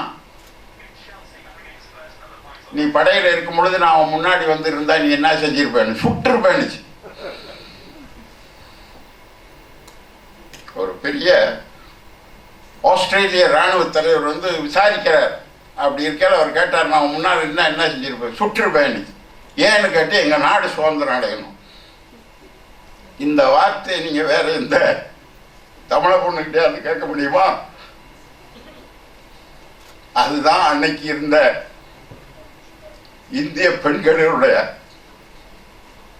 உணர்வும் தியாக சிந்தனை. நேதாஜி 3 மாசத்துல 1000 பெண்களை சிங்கப்பூர்ல சேர்த்தாரு. எங்க இருந்து வந்தாங்க? எல்லாம் இந்தியாவில் இருந்து வந்தாங்க. இல்லை, இங்க இருந்து தான். எல்லாரும் சொல்லுவாங்க நம்ம அதிகமாக. நமக்கு அடுத்து பர்மாவில் இருந்த பெண்களை ரொம்ப தியாகம் பண்ணாங்க. இது வந்து இந்திய சுதந்திரங்கிறது எப்படி அயல் நாடுகளில் அல்லது கிழக்காசிய நாடுகளில் வாழ்ந்த இந்தியர்களுடைய ரத்தத்தில் உடந்திருந்ததுங்கிறது தான் பெரிய ஒரு இது. இப்போ ஒரு உத்தியோகத்துக்கு போகிறதுனா ஒரு அப்ளிகேஷன் போட்டிங்கன்னா முதல்ல உங்களுக்கு என்ன வசதி இருக்குன்னு கேட்பாங்க. பென்ஷன் கிடைக்குமா, குவார்ட்டர்ஸ் கிடைக்குமா, ப்ரொமோஷன் கிடைக்குமா அப்படின்லாம் கேட்டாங்க. நேதாஜி படையில் ஒருத்தனுக்கு ஒன்றும் கிடைக்கலையே. சம்பளம் கொடுப்பாங்களான்னு கூட கேட்கலையே. சாப்பாடு கூட இல்லாம. இப்போ கொஞ்ச நேரத்துக்கு முந்தி சொன்னார் எங்க தலைவர் லெப்டினன்ட் சுந்தரம், மேஜர் பூஜி வாரான்னு அங்கிருந்து ஒருத்தர் வந்தார் சிங்கப்பூர். அதுக்கு முந்தி இந்தியர்கள் பிரிட்டிஷ் இராணுவத்திலிருந்து சிங்கப்பூர்ல கோட்டபார், தாய்லாந்துல இறங்கி கோட்டபார் வழியா வந்துட்டாங்க சிங்கப்பூருக்கு. 40,000 பேர். சோறு போட முடியல ஜப்பான்காரர்களால. இவங்களுக்கு ஏண்டா வெட்டியில சோறு போட்டுக்கிட்டு இருக்கோம்னு அப்ப ஒரு பெரிய தலைவர் சொன்னாராம், சுட்டர்லாம் 40,000 சோல்ஜர்ஸையும் சுட்டர்லாம். அப்ப நம்ம சீப்பா போயிடுறோம் எல்லாம் அப்படின்னு. அப்பதான் இந்த பூஜி வாரா ஜப்பான்ல இருந்து வந்தார். அவரு ஹிந்தி பேசுவார். அவர் வந்தவர் பார்க்கையில ஃபென்சிங், அந்த பக்கம் இந்தியன் சோல்ஜர்ஸ், இந்த பக்கம் ஐயன் ஆட்கள் இருக்காங்க. என்னடா இவன் ஹிந்தி பேசுறான், அவன் ஹிந்தி பேசுறானே அப்படின்னு ஜப்பான் கட்டாரான் அந்த பூஜி வாரா. நீனும் பேசுற, இவனும் பேசுறான், நீனும் சப்பாத்தி சாப்பிட்ற, டால் சாப்பிட்ற, இவனும் சப்பாத்தி சாப்பிட்றேன், ஏன்டா ஃபைட் பண்றீங்கன்னு கேட்டான். அப்பதான் அந்த இந்தியாவிலேருந்து வந்த சோல்ஜர்ஸ்களுக்கு கொஞ்சம் மைண்ட் வேல் பண்ணிச்சு. ஏன் இவன் இந்தியா மலையாவில் இருந்துக்கிட்டு இவன் ஏன் இந்தியாவை பற்றி. அப்பதான் இவங்களை இந்திய இராணுவத்தில் சேர்த்துக்கலாம், ஐஎன்ஏல சேர்த்துக்கலாங்கிற சிபாரிசை பூஜிவாரா தான் நேதாஜிக்கு சொன்னது. நேதாஜிக்கு முந்தி ராஷ்பிஹாரி போஸ்னு ஒருத்தர் இருந்தார். அவரை ஜப்பானிய பொம்பளை கல்யாணம் பண்ணி விட்டு வந்ததுனால அவரும் அரவிந்த கோஷம் வந்து யாரையோ வெள்ளக்காரரை சுட்டுட்டாருன்னு அவங்க மேலே குற்றம் இருக்கு. இவர் ஜப்பானில் கல்யாணம் பண்ண வந்ததுனால நம்மளோட லோக்கல் லீடர் இருந்தாங்களே, நம்பியார், மேனன்னு, ராமச்சந்திர நாயுடு, இப்படி இவங்கெல்லாம் என்ன சர்தார் பிரதம் சிங் இந்தோனேஷியாவில் இருந்தாங்க.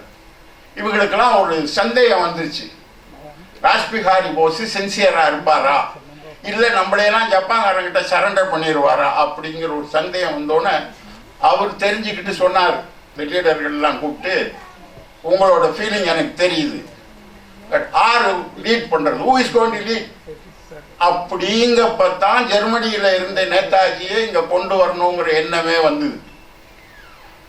அதுக்கப்புறம் நடந்ததெல்லாம் நீங்கள் படிச்சிருப்பீங்க, எல்லாம் நடந்திருக்க முடியும். பூஜி வரலன்னு வச்சிருந்தா இந்த இந்தியன் சோல்ஜர்ஸை கொஞ்சம் பேரை சுட்டு கொண்டாலும் கொண்டு இருப்பாங்க, கடவுள் இல்லை. அப்படி இல்லாமல் இருந்தும் கூட அந்த 40,000 ஐஎன்ஏல சேரலை, 29-30,000 தான் சேர்ந்தாங்க. அதே இல்லை, நாங்கள் இந்தியாவில் போய் பென்ஷன் எடுக்கணும்னு ரிஃப்யூஸ் பண்ணிட்டாங்க. கேப்டன் மோகன் சிங் அவர்கள் வந்து ஜப்பானியர்களை 100% நம்பலை, ட்ரஸ்ட் ஜப்பனீஸ். அதனால he was kept in a island in Singapore. From the beginning to the end of the war, he was kept as a prisoner. But other officers supported Netaji's movement. Rashbihari Bose, Netaji வந்தார் போனார், கேத்தை சினிமாவில் தான் declare பண்ணார் war. அப்போ தான் ஒரு வெள்ளக்காரருக்கு சந்தேகம் வந்திருக்கு, என்ன ஒன்றும் தெரியாத எஸ்டேட் ஒர்க்கர்ஸ் தானே, how they are going to handle it. நார்மலாக ஆர்மிக்கு 6 months எடுக்கணும் கன் ட்ரைனிங் எடுக்க. Within 3 months these ladies was trained to hold a gun. Original Netaji's thinking was to take these people, the ladies, for nursing those wounded in the war. ஆர்மியில் உதவி செய்யலான்னு போனார். But later on the ladies went to the front to shoot. They participated in the full.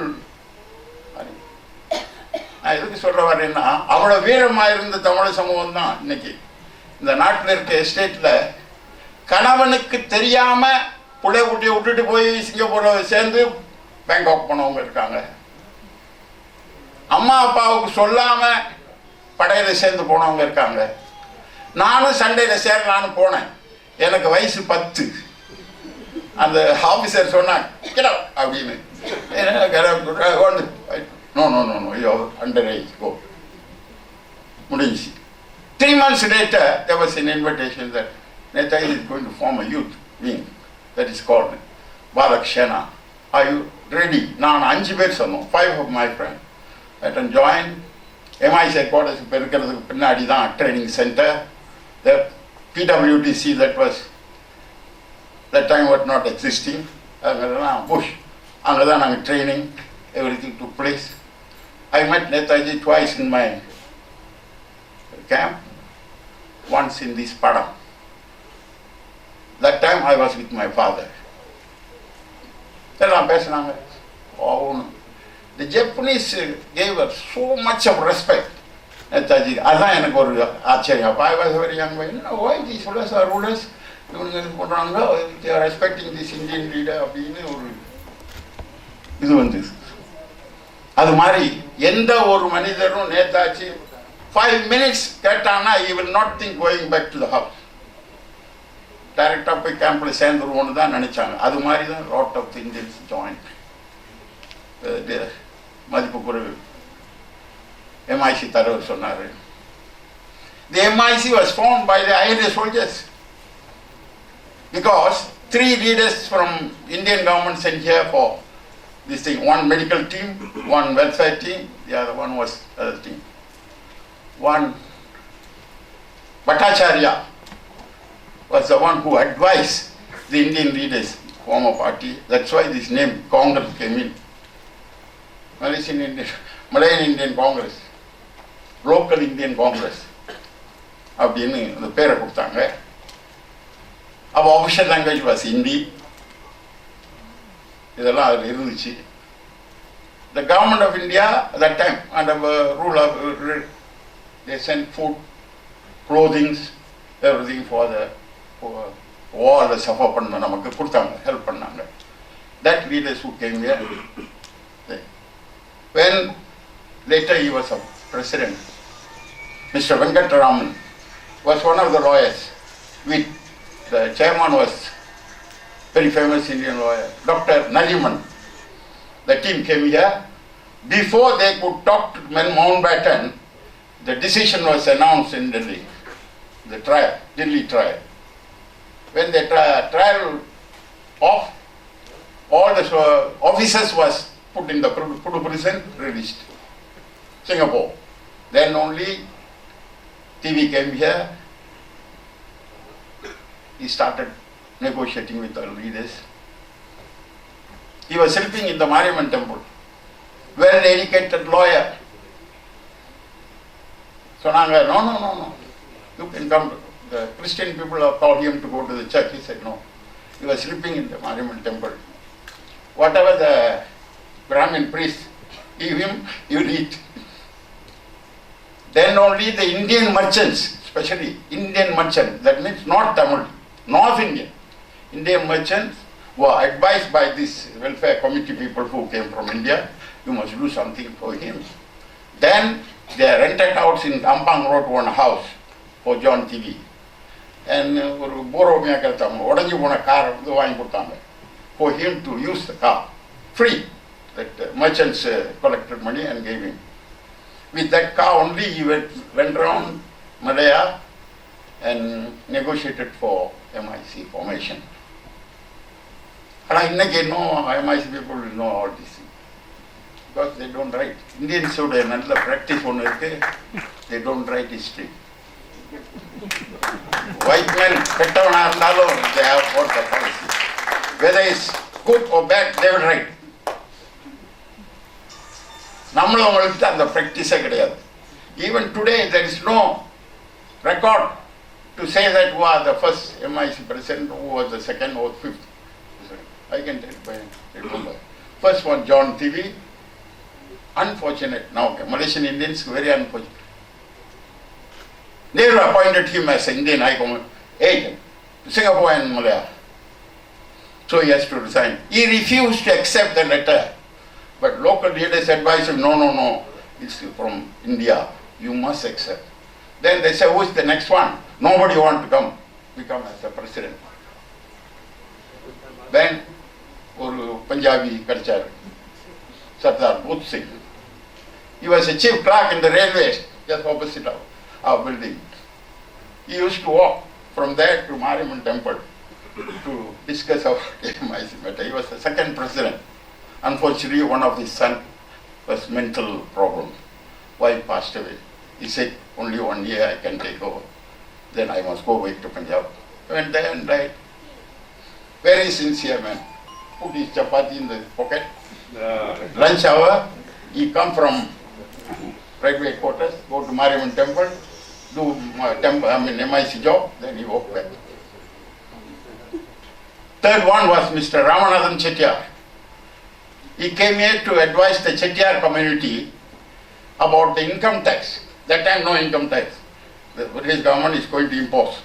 So he came here to advise the Chettiar how the Chettiar community, money lending community will be affected by the income tax. Fourth one is the strongest, Kundanlal Devasa. If Kundanlal Devasa was not the president of the MIC, we would have not enjoying all the facilities what the Malaysian government has given to us. He fought for it. He fought with Tunku Abdul Rahman. Because Tunku and he went in the same ship to London. But Devasa already come and practicing, Tunku didn't come back. 10 years later he came. He became a district officer, then he became party president and all these things. Devasa is the one who fought for the Indian rights. One thing he requested, Tunku cheated him. Cheated him in the sense he wants to maintain that some superiority. But when Malaysia was formed, the Subhas people are very smart. Whatever the Tunku, Devasa demanded for the Indians in this country was given in their document. That is, if the Sarawak State Assembly is fully elected, If one race is left out, you must give him a nomination. That is what Tunga Raman, the Kundala Devasa requested to Tunku. After parliament election, if Indians are not sufficient in the parliament, you must appoint 6 parliament members by the parliament itself. Tunku said, no, Devasa, we have got Senate, we will appoint your members for this thing. So that was off. Now we don't know what we are doing. That is Pondanlal Devasa.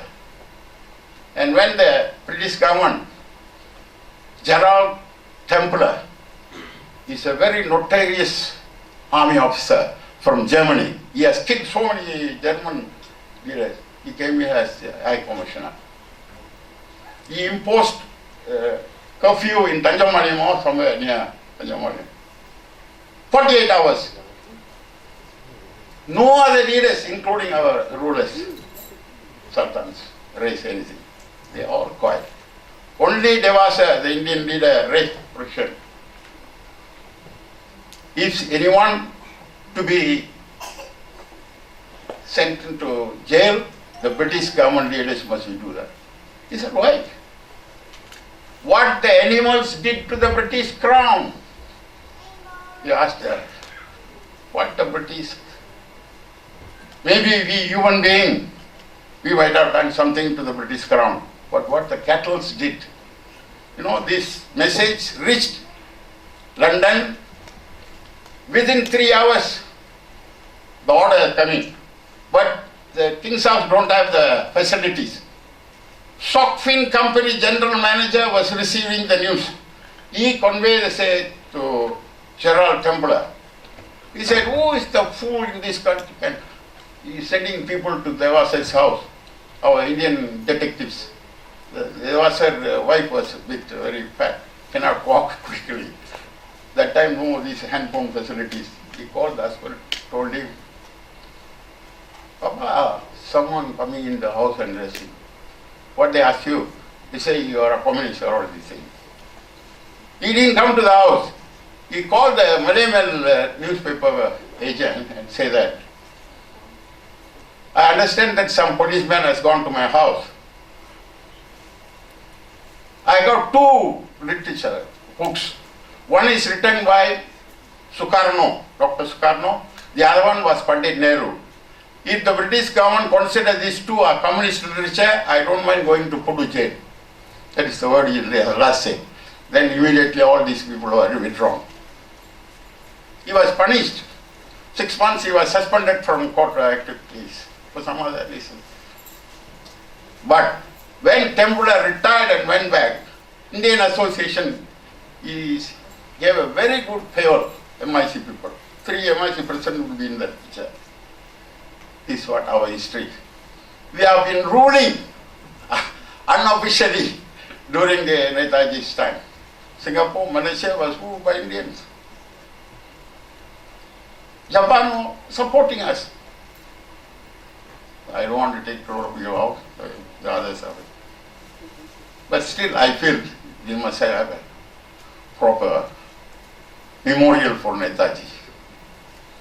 Even last week I was conversing in the media. People were talking. 2, one general and another vice marshal was talking. They all were saying that Netaji went to Germany. I told in Tamil language. That is not important today, sir. In Delhi, we must have a proper memorial for Netaji. For any Indian outside who has not seen India when going to India, they must be happy. My view was accepted. So, even my son or my grandson will not forget Netaji. They may not see, they only seeing in the picture. But the feeling will be there. Even now, the current present population also, Netaji means they will prepare to do anything. Therefore, in Malaysia, we must do something, as the Indian Commissioner is doing some good thing to do that. The other races must honor us. See, when the University Malaya was in Singapore to Colombo, they transferred the Subhas team. The Chinese opposed. Why you want Indian studies in this? They didn't give any money. But the former MIC president, Ramanathan, very smart. He gave a newspaper statement. In London, there's the Indian Studies Department. Who gave money for that? He asked the Malay MC fellows. They didn't reply. But that time's Vice Chancellor, I still can remember, Oppenheim, he was the Vice Chancellor. He rejected the Chinese objection. He created Indian Studies Department. That's how. So MIC has somewhere helped to create this Indian Studies Department. So people must think all this. நம்மளுக்கு எப்போதுமே எல்லாத்தையும் மறந்துடுறது, சரித்திரத்தை சிந்திக்கிறது இல்லை, எழுதி வைக்கிறது இல்லை. இதை தயவு செய்து இந்த சமூகம் எழுத்தலைமுறையாவது அவங்க குடும்ப மட்டும் ஃபாதரு ஃபேமிலி எங்கேருந்து வந்தாங்க, தஞ்சாவூர், ஒரு சின்ன அவங்க குடும்பத்தில் உள்ளவர்களும் எழுதி வைக்கணுங்கிறத தாழ்மையாக கேட்டுக்கிட்டு இந்த நேரம் என்னுடைய இதை கேட்டுக்கிட்டு இருந்த எல்லாரையும் வணங்கி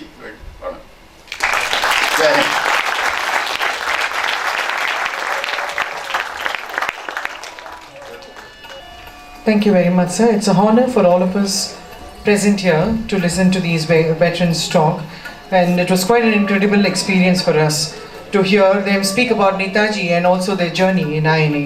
Our sincere thanks to both of them. Now I have pleasure in inviting another esteemed speaker, the founder president of the Malaysian India Heritage Group, Mr. Prabhakaran Nair, to share his insights on Netaji. Thank you. His Excellency Mr. B.N. Reddy, High Commissioner of India to Malaysia, Mr. Radhakrishnan, President of the Netaji Welfare Foundation, distinguished INA veterans, Lieutenant N. Sundram, Mr. Subbanarayanasamy, event co-organizers, distinguished guests, ladies and gentlemen. A monument to the name of Netaji Subhas Chandra Bose. A great news indeed. That too at Rajpath, my favorite haunt some years back as a student of archival sciences in New Delhi. The monument is a tribute not just for the people of India, but also for the people of Malaysia, with whom Netaji shared the best of hopes in the worst of times. The idea of a memorial for Netaji has been the dream of Malaysian Indians for more than 70 years. The proposal was first mooted in 1946 by John Aloysius Thiewy, the former Secretary General of the Indian National Army, or the INA, who went on to form the Malayan Indian Congress, or MIC. It was most natural that MIC should voice the proposal for a memorial, as members of the political party hailed largely from the ranks either of the Indian National Army or the Indian Independence League. However, the proposal faded fast into oblivion due to two major factors. First was the sudden and unexpected assassination of Mahatma Gandhi on January 30th, 1948, which led to a shift of interest in favor of raising memorials for Gandhi instead. In different parts of the country, here you can see this is Gandhi Memorial Hall, which was officiated in Sungai Putani. Likewise, there were countless other memorials that were established throughout the country. Interestingly, Tun Sambandan revived the proposal for a Netaji memorial in his first presidential address at the MIC annual conference of 21st May 1955.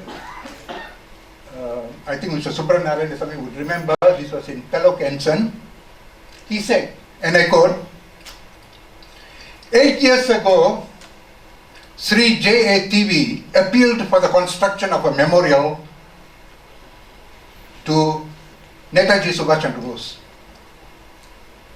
It was the least the Indians in Malaya could do to honor the memory of one who had done more for the Indians in Malaya than anyone else. For some reason or other, this idea was dropped, and I wish to revive it, unquote. Now, the question is a very important, pertinent question. How do we justify a memorial for Netaji in a country like Malaysia? One, it may be said that the monument could be justified in terms of drawing public attention to the nation's historical past. This is one justification. But there is more to Netaji than just the question of historical documentation. The next justification is that Netaji contributed to the liberation not just of India, but all other colonized countries as well. Netaji fought with the belief that if India were to be liberated, it was just a matter of time before other colonial territories would follow suit.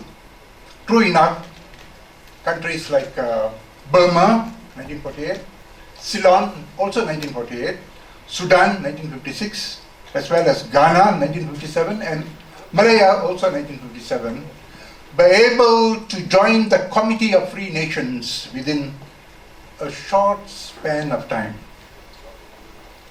But there is much more to Netaji than his role in the freedom of colonized territories. He's more than all that. Netaji contributed to the spirit of nationalism amongst the people of Malaya, regardless of whether they were Indians, Chinese, or Malays. This is a lesser known fact. A number of women, Malay women included, were inspired by the Ranis to take up arms, a totally unimaginable scenario in pre-war Malaya. We remember the Malay patriot who changed his name to Bostamam. And in the public sector, we have the springing tiger as the logo of a government department to this very day. But isn't there more to Netaji than just nationalism? A memorial would serve to re-establish the sense of pride and dignity that the INA succeeded in imbuing among the ordinary Indians in this country. Netaji's role in this respect was best expressed in the words of Tun Sambandan in his inaugural address as the newly elected president in 1955. It was Netaji who gave the nameless worker in the plantation, the coolie as he was called, a backbone and made him a man. It was he who knit the Indians into a self-respecting community, a community without divisions.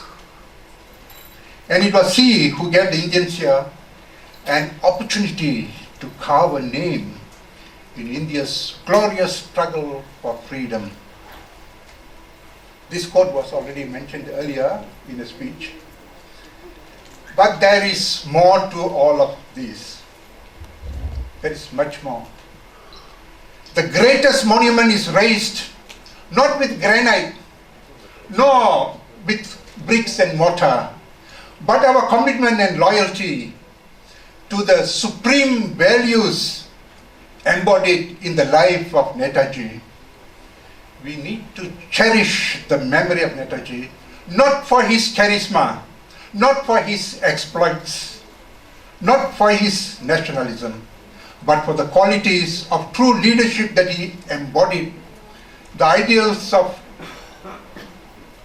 true nationalism that he enjoined, and the supreme values of sacrifice and service to humanity that he espoused. In his memory, let us emphasize our common humanity and the need to transcend differences of gender, class, caste, race, and religion.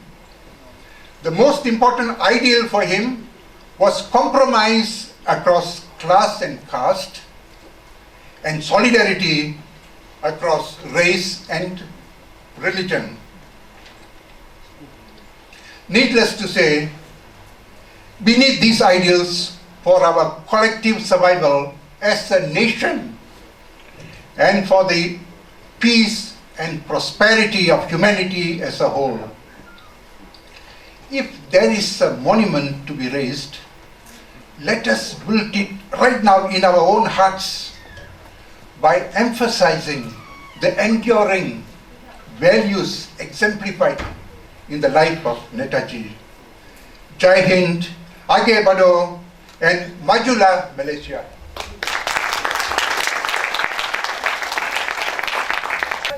Thank you very much, Mr. Prabhakaran Nair, for your engaging and informative speech. Now we have the Malaysian Bengali Association who will be presenting a cultural program. This short cultural program will feature patriotic music and dance as part of their humble tribute to Netaji. I now welcome Ms. Swapna Das, the President of Malaysian Bengali Association, to take over the stage, please. Namaskar. And good morning to all, good afternoon now. His Excellency Shri B.N. Reddy, the High Commissioner of India to Malaysia, Netaji Foundation President and members, Netaji Service President, Center President and veterans, distinguished guests, esteemed elders, ladies and gentlemen. The Malaysian Bengali Association extends its warm greetings and New Year wishes to all of you and your family. On behalf of the Malaysian Bengali Association, MBA, I would like to record our sincere appreciation to His Excellency Shri B.N. Reddy, the High Commissioner of India to Malaysia, for organizing this highly significant yearly event. MBA is indeed honored to be part of this event. Today, I believe, is an appropriate day to mention the names of all our community members that serve the Indian National Army and Netaji. We are very fortunate to have amongst us some of these veterans, such as Young Barbhagia, Dato Paduka Saroja Param and Mr. A.K. Roy, who have previously shared experiences on INA in Malaysia. However, there are, in my own humble opinion, unsung heroes. We've never mentioned their names, but nonetheless, they have contributed towards this Netaji's vision. MBA's presentation today by our Secretary, Mr. Ishan Nandan Roy, shall pay tribute to our predecessors, our unsung heroes, the Malayan Bengalis, in support of Netaji's vision for India's independence between 1941 and 45, which is based on the two articles penned by INA veterans, namely late Mr. D.K. Dutt and Mr. A.K. Roy. Please do enjoy our short presentation soon after my address is over. I would like to extend our heartfelt appreciation to all our performers for bringing out the rich nuances of our Malaysian Bengali culture. In conclusion, I must thank His Excellency Mr. B.N. Reddy,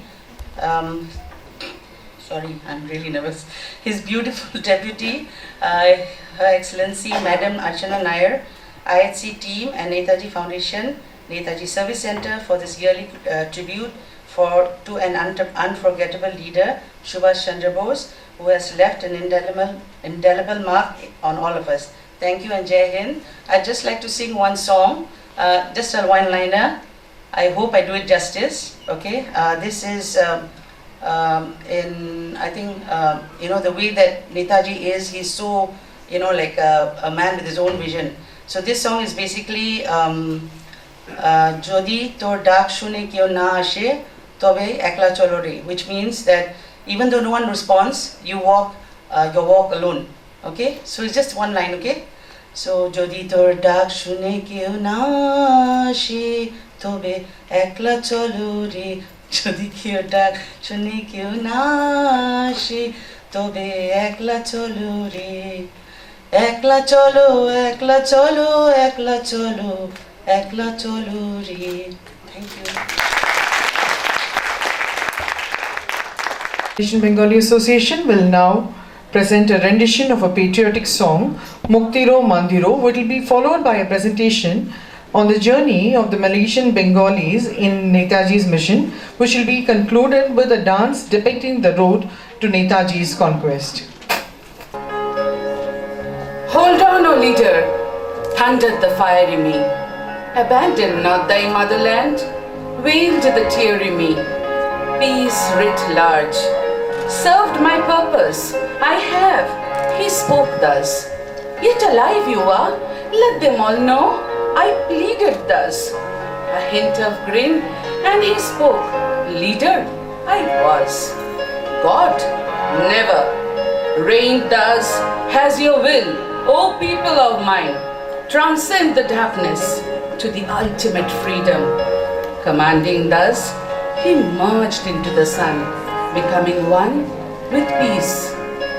You shall be free indeed, when your days are not without a care, nor your nights without a want and a grief, but rather when these things girdle your life, and yet you rise above them, naked and unbound. And how shall you rise beyond your days and nights, unless you break the chains which you, at the dawn of your understanding, have fastened around your noon hour? In truth, that which you call freedom is the strongest of these chains, though its links glitter in the sun and dazzle your eyes.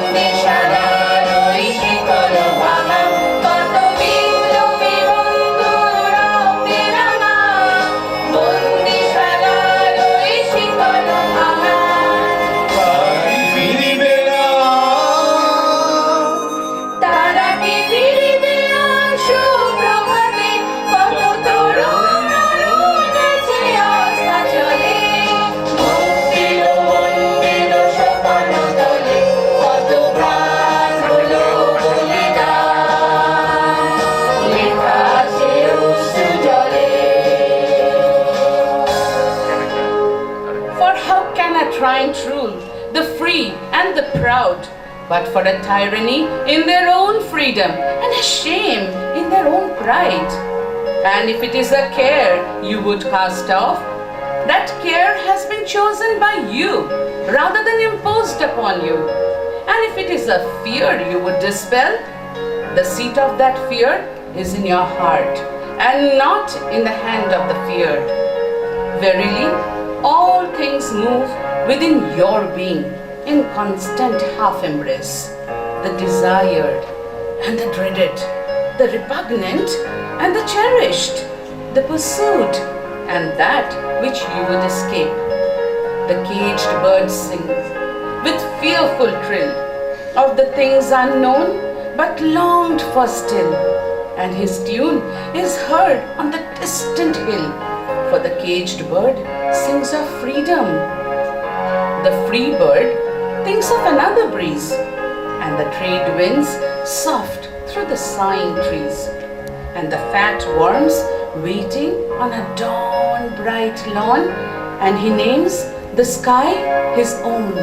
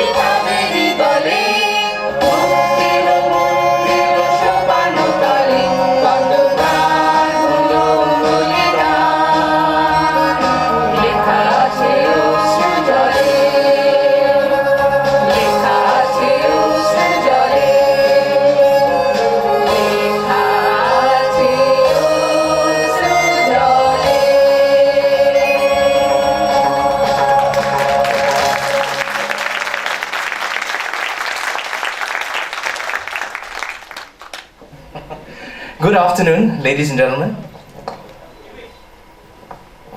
My name is Ishan. I'm the Honorary Secretary of the Malaysian Bengali Association. And today I will be presenting, I'll be giving a tribute to the Malayan Bengalis, then Malaya, who contributed their efforts, their lives, their blood, sweat, tears, sacrifices to INA, right? And this information was based on articles that was written by Malaysian Bengali INA veterans, Mr. D.K. Dutt and Mr. A.K. Roy. Next slide, please.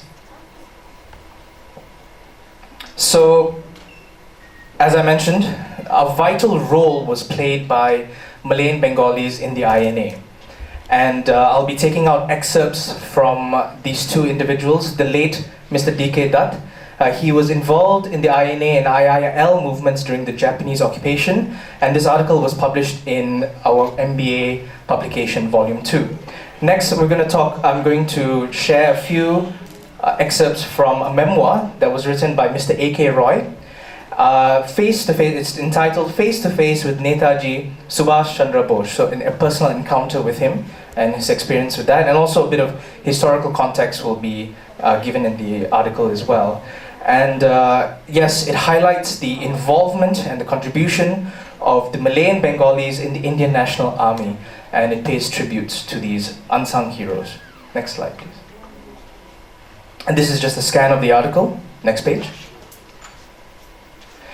The IIL was formed in Malaya in February 1942 after the successful Japanese occupation of then Malaya and Singapore. So once the Japanese had successfully invaded, the IIL was formed, and the sister organization is of course the INA. Prominent Indians from Malaya who initially played a significant role in the IIL were Mr. B.K. Das from Ipoh, and Dr. D.K. Majumdar from Seremban. Next slide, please. So these individuals' names that are being presented here, I'll quickly go through them. These three people here, Kanude, Nonide, Vanide, they're siblings, and they were recruited to join the secret service of the INA. Now, some of these, Mr. S.C. Bardan, he was caught by the British and he was hung. He was given the penalty. Nonide and Fanide, they were both given life sentences. They were caught, they were both given life sentences by the British, but they were eventually released after India gained independence. These two individuals here, Sorodindu Dotto and Horipotto Bhomik, these two men, they were trying to escape from India at the time. This is towards the end of the war. They were trying to escape from India. They were fleeing India, and they were right by the Burma-India border until their vehicle was attacked by aircraft machine gun fire. And one of them managed to flee successfully, survived. However, unfortunately, this individual here was injured. His arm was shot off by the machine gun fire, and he died. S.C. Datta Shotude, he joined the officers training school, the OTS in Singapore, and he rose to the prominent rank of captain. So these are the first few individuals' names that were given in this article. Next slide, please. So I won't go through these names, but these were the first few recruits from Malaysia, Malaya at the time, Malay and Bengali. So this man up here, Mr. Nirod Ranjan Roy, is my grandfather. And the rest here, they're also my ancestors. Some of my relatives are here as well. And these were the first few recruits that were enlisted. They were enlisted and they were sent to train at the camp that was established in Port Dickson in 1943. Next slide, please. This camp was then shifted to Penang and then closer to the front lines in Burma after INA had gained some territory during the course of the war. The IIL, so this is just a background of what were the functions and the duties of the IIL and the INA and the other sub-divisions and organizations within this body. So the IIL looked after the welfare of the Indians in respective states. They recruited for the INA, they raised funds, and they disseminated propaganda. The INA, or the Azad Hind Fauj, very well known, it was divided into 3 different regiments. The Azad Hind Dal focused mostly on administration, health, and police services. So these were the services that were provided in the territories that were gained by the INA during the course of the war to maintain order and stability. The Rani of Jhansi Regiment was the women's wing of the INA. The Tokyo Cadets were a special OTS squad that was sent to Japan for training with the Japanese Military Academy. And some of the names of these officers, Malay and Bengali officers, are listed in the article as well. The Balak and Balika Sena were the boys and girls who received training in Penang and Singapore. Next slide, please. So I won't go through the names, but these are some of the names that are of the recruits that were in these different sub-organizations within the IIL and INA. Next slide, please.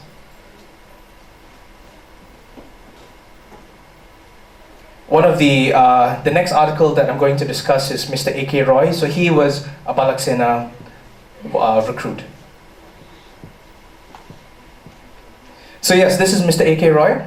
He received an award last year for the INA, during the INA Raising Day celebrations on the 21st of October. And he's an INA veteran, and he was honored for his contribution. Next slide, please. So yeah, these are a few excerpts from his article. His uncle was actually my grandfather. My uncle, Nirod Ranjan Roy, was one of the first few that was recruited for the INA, and he joined the Secret Service, and their role was, of course, to pass on intelligence and carry out secret operations within India. The next part here, he was just a young boy at the time. He was around 11 years old, and he was inspired by his uncle and, of course, the movement, and he joined the Balak Sena. And his training in the Balak Sena lasted about 3 months, and he rose to quite a prominent rank. We know it as a prefect, right? We refer to them as prefects. So he became a prefect and like a senior cadet within the Balak Sena, and he joined Japanese school in the morning. So they learned Japanese, they learned how to sing the Japanese anthem, they learned Japanese culture and history, of course. And in the evening, he went to Hindi school, and that's when he learned mathematics, geography, history, but the history mostly focused on Indian history and the earlier independence struggles. So, for example, the Sepoy Mutiny and Bhagat Singh. So he learned about all these as a child in these schools. He himself, as a prefect, like I mentioned, he conducted training courses for the subsequent intakes for the Balak Sena. So one example would be he organized a march throughout Penang. So the kids would go on marches. I think we still do that in schools today, right? We go for marches and march training and things like that. So that's what he was in charge of that. Next slide, please. So this was his. This is the excerpt referring to his meeting with Netaji as a young boy. Meeting with Netaji. I'll just read it out. Quote, I was dressed in khakis with the Balaksena emblems. With trepidation, I walked towards where Netaji was seated. After giving him the Jai Hind salute, I spoke in Bengali that I wanted to join the INA. He was touched and told me that when I was a little older, I would get the opportunity. Next slide, please. So in his article, he gives a bit of historical context as well as to what were the events that were taking place during this time. So a public rally was organized in Penang, and he joined with his family as a little boy to hear Netaji speak to the crowd. And I'll read it out from the slide itself. The public rally was organized by the local chapter of IL to listen to Netaji, who was going to address the gathering of a few. He rallied the people, all right? He rallied the people, and in the end, the families, the ladies, even the men, gave their jewelries, whatever possessions that they have, even their own children. Take them, right?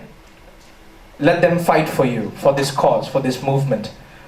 Okay, so, and these were people who don't come from a wealthy background, all right? So whatever possessions they had to give, even if they didn't have anything, it was their own children, that is what was offered.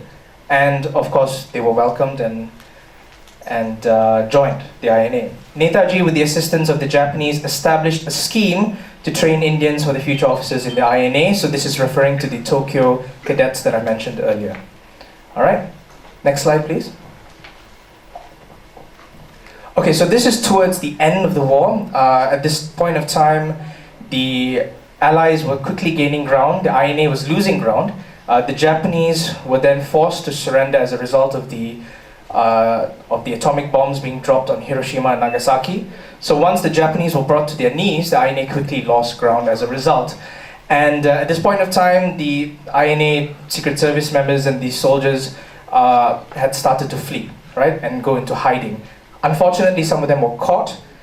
For example, in this article, he mentions that a Secret Service volunteer was dropped off by submarine along the Orissa coast and was very quietly apprehended by the police and imprisoned at the Red Fort.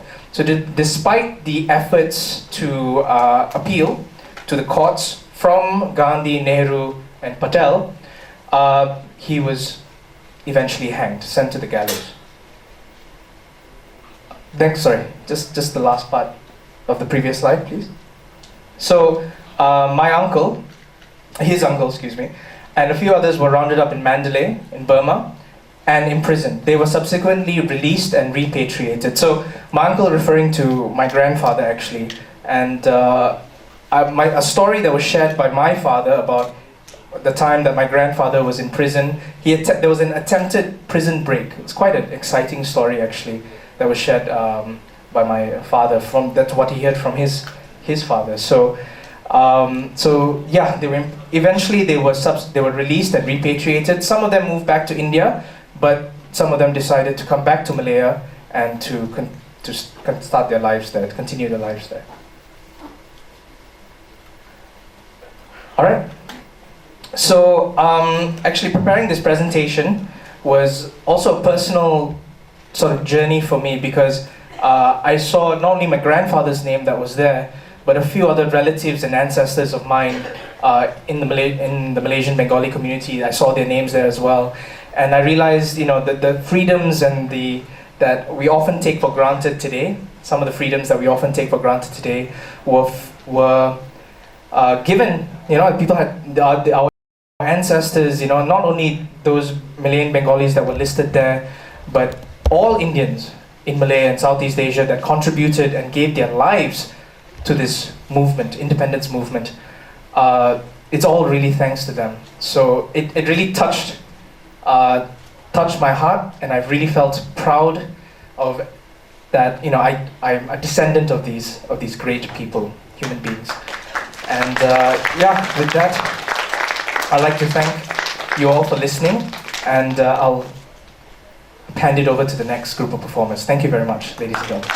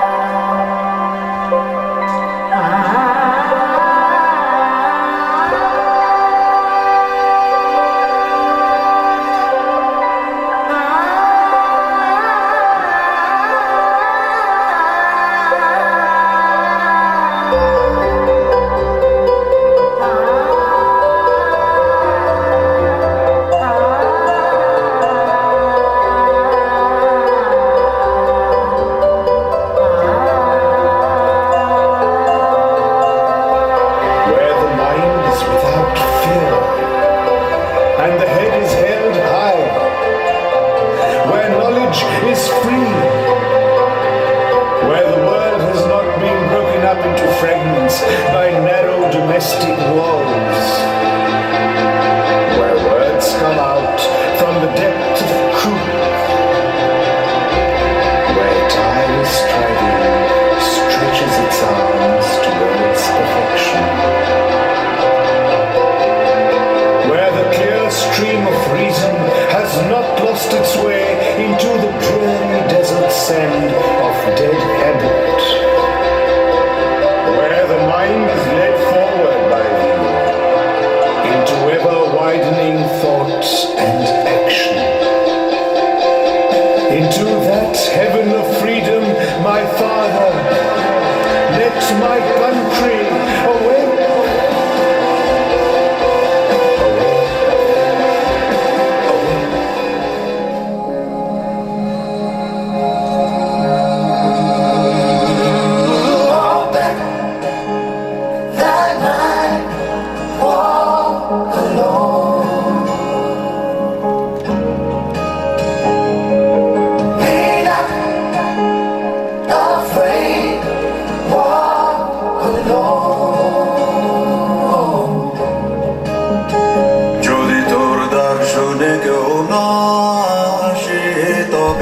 একলা চলো রে, যদি তোর ডাক শুনে কেউ না আসে তবে একলা চলো রে,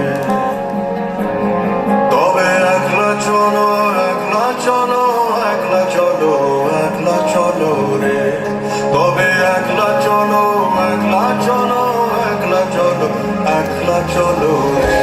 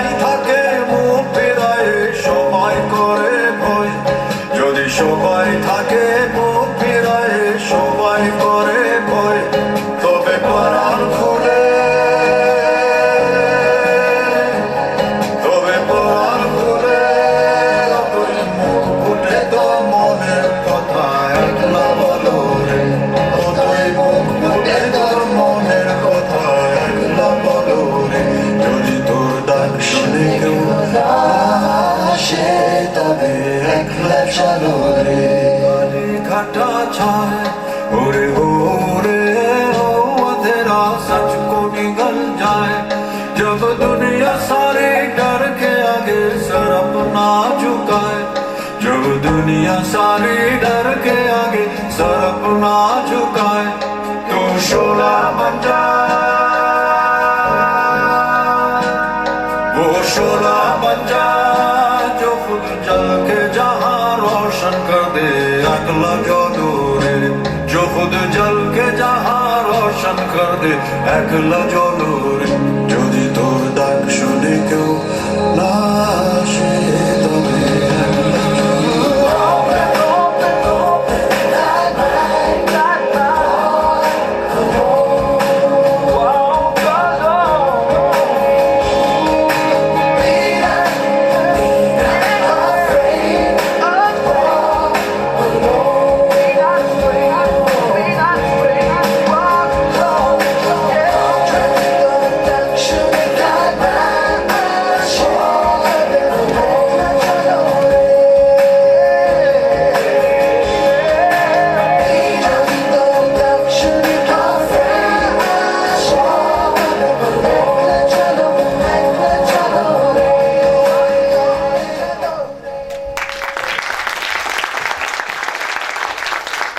Remarkable performance it was. Thanks to all the participants from the Malaysian Bengali Association for this wonderful tribute. I now invite Ms. Shakuntala from the Maitri Group for her talk on this occasion.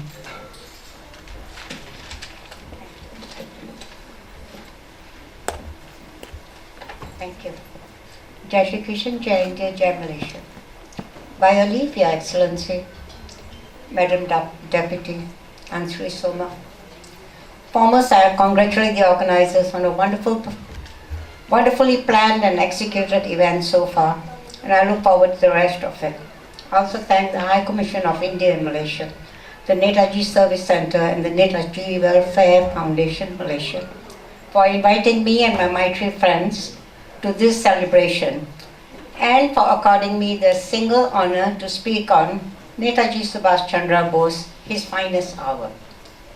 Netaji Subhas Chandra Bose, the Tiger of Bengal, had many fine hours in his life, graduating from Cambridge, ascending the political ladder in India, setting up and broadcasting from Azad Hind Radio, raising an Azad Hind army in Germany and Malaya with Indian POWs, setting up his government in exile in Malaya, waging the battle for empire. But his finest hour by far was on the morning of 30th December 1943, when he hoisted the Azad Hind flag on Indian soil in the Gymkhana Club in Port Blair on Andaman Island. For the first time in many centuries, an Indian flag hoisted by an Indian proudly fluttered on Indian soil. He took over control of the islands from the Japanese as agreed, and he set in place the overt details of sovereignty. Andaman Island was renamed Shahid Dweep, and Nicobar Island became Swaraj Dweep. Azad Hind currency and stamps were issued to replace the existing currency stamps. He brought the civil service under his command and appointed his man, A.D. Loganathan, as Chief Commissioner of the Andamans. Netaji was no more running a government in exile in Malaya, but a free Azad Hind government with own army, currency, civil code, stamps, and territorial sovereignty on Indian soil. That glorious hour, on the morning of 30th December 1943, when he raised the Azad Hind flag on Shahid Dweep in the Andamans, is surely the hour in which the first truly sovereign freedom was won and taken by an Indian in India. The die was cast that morning, and freedom for the rest of India merely consequential to that first taking. That hour in the Andamans was a fine hour for India, and that proud hour belongs to Bose. That is his finest hour. Your Excellency, I make so bold. This coming lunar year of the Tiger is a most auspicious year then to fully research and reenact even the historic trip that the Tiger of Bengal made from Malayan shores to the Andamans to make a very fine hour for India and the finest hour in his life for himself. Thank you. Dhanyavad. Jai Hind. Thank you, Padmini.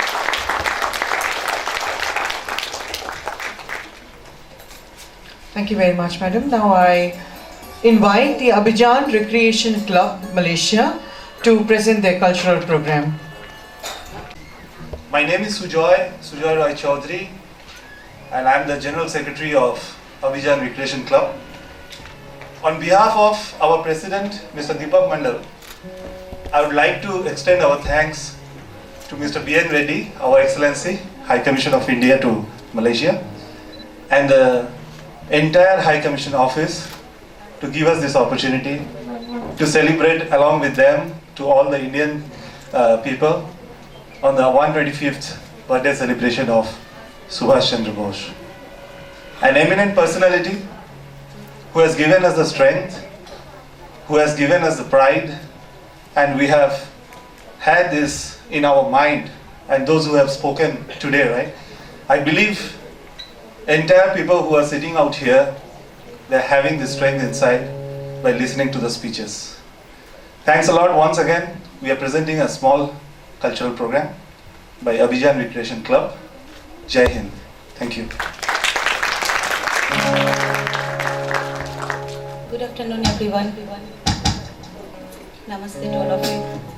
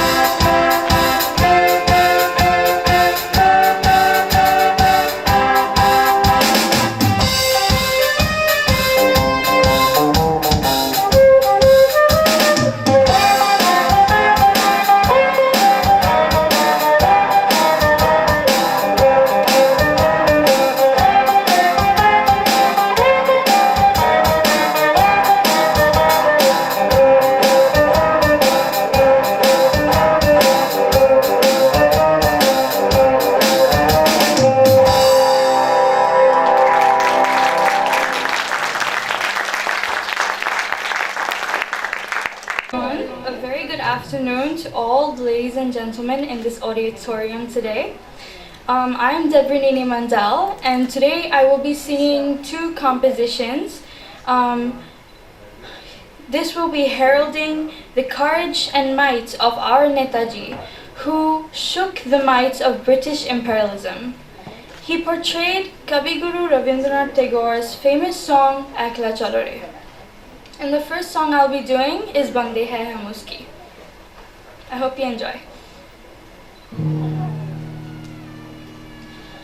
Bande hai hum uske, hum pe kiska zor, ummeedon ki suraj nikle charo oor, chand ke chale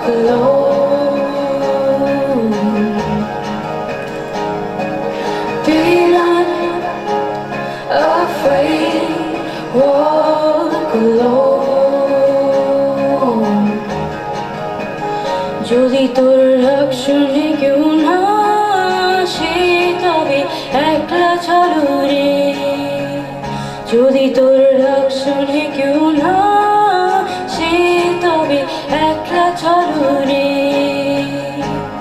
তবে একলা চলো একলা চলো একলা চলো একলা চলো রে তবে একলা চলো একলা চলো একলা চলো একলা চলো রে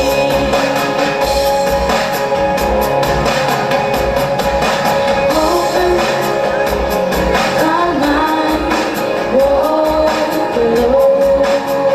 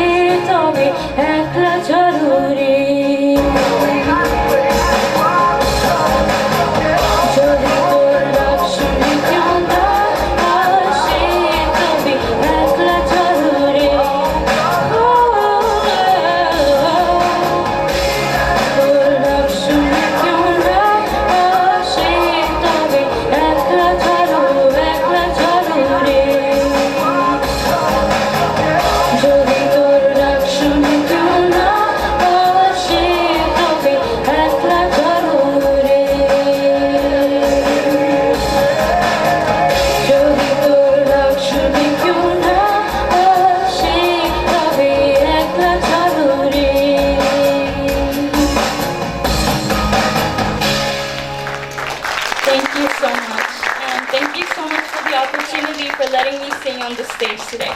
Thank you. For that spectacular performance. I would now like to invite His Excellency Shri B.N. Reddy, High Commissioner of India to Malaysia, to felicitate the INA veterans and also the President of the partner organizations. To please come forward and receive the memento on behalf of Tan Sri Somasundaram. We are grateful to Tan Sri for providing us this venue for the occasion. The Toganation will collect the memento on behalf of Tan Sri.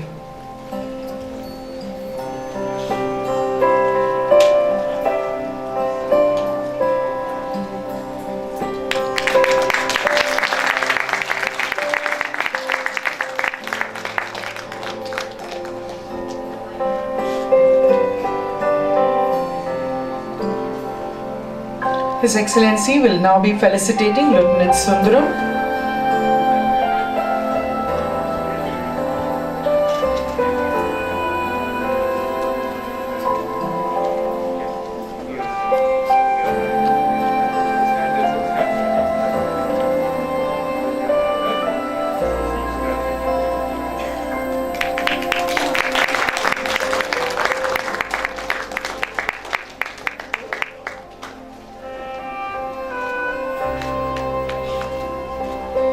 Mr. Radhakrishnan, President of Netaji Welfare Foundation, will now felicitate Lieutenant Sundaram.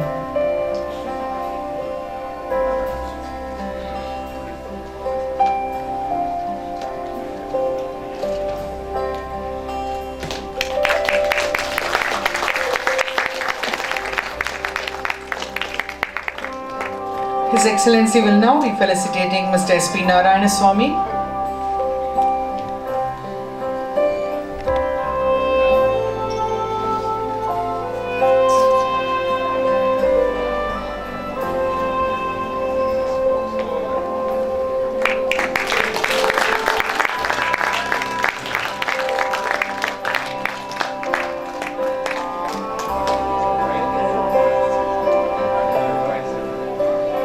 Mr. Radhakrishnan will also be felicitating Mr. Narayanaswamy.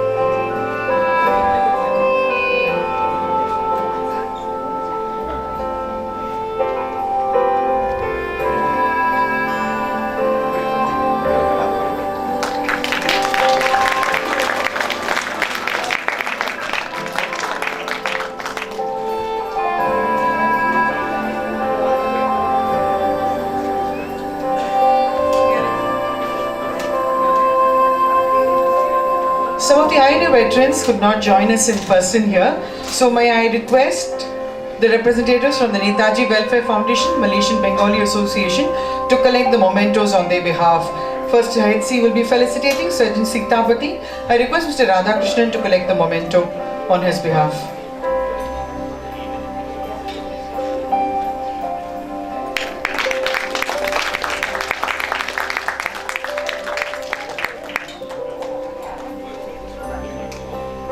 Mr. Balasubramaniam, Secretary, Netaji Welfare Foundation, will be collecting the memento on behalf of Madam Anjalai Ponusami.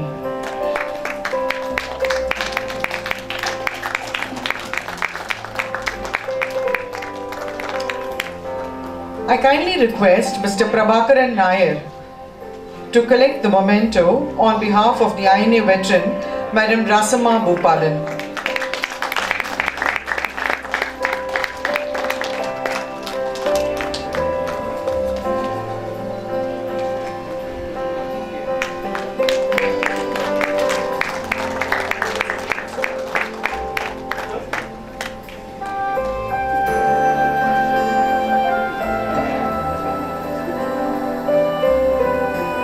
Next, His Excellency will be felicitating Mr. A.K. Roy. I request Mr. Jayanta from the Malaysian Bengali Association to kindly collect the memento from His Excellency.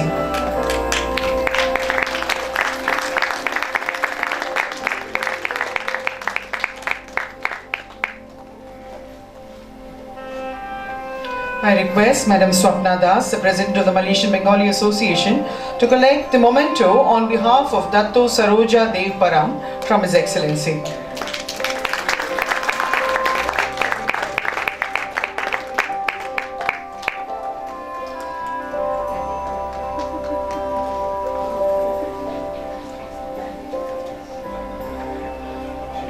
His Excellency will now be felicitating the President of our partner organization for today's event. First will be felicitation of Lieutenant Sundaram, who is the President of Netaji Service Center.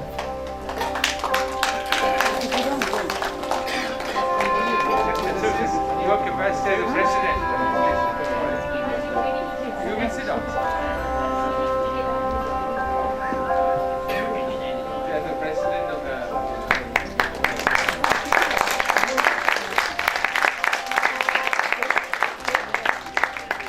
இங்க பாருங்க, படத்தை பாருங்க. பார்க்க சொல்றாரு. இங்க பாருங்க.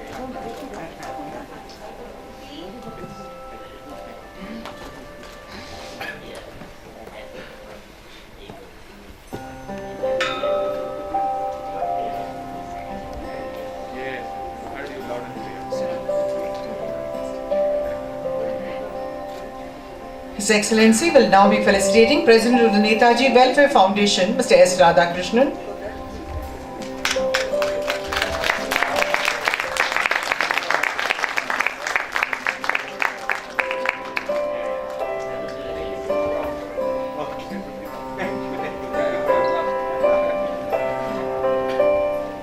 Mr. Prabhakaran Nair, the Malaysia India Heritage Group's President, will be felicitated by His Excellency.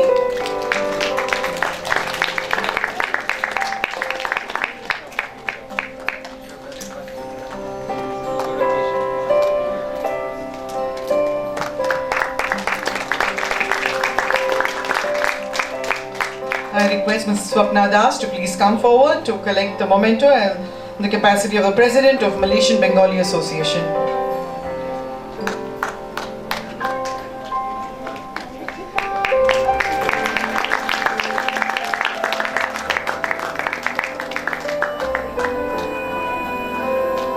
May I kindly request Mr. Sujoy from the Club Rekreasi Abidjan, Malaysia to collect the memento from His Excellency on behalf of the Abidjan Recreation Club. A big round of applause to all the partner organizations, ladies and gentlemen, without which this program wouldn't have been possible. I request His Excellency to kindly stay on stage, please. We will have the official launch of the Netaji Welfare Foundation's website now. May I kindly request Mr. Radhakrishnan and Mr. Balasubramaniam to please join His Excellency on stage for the launch.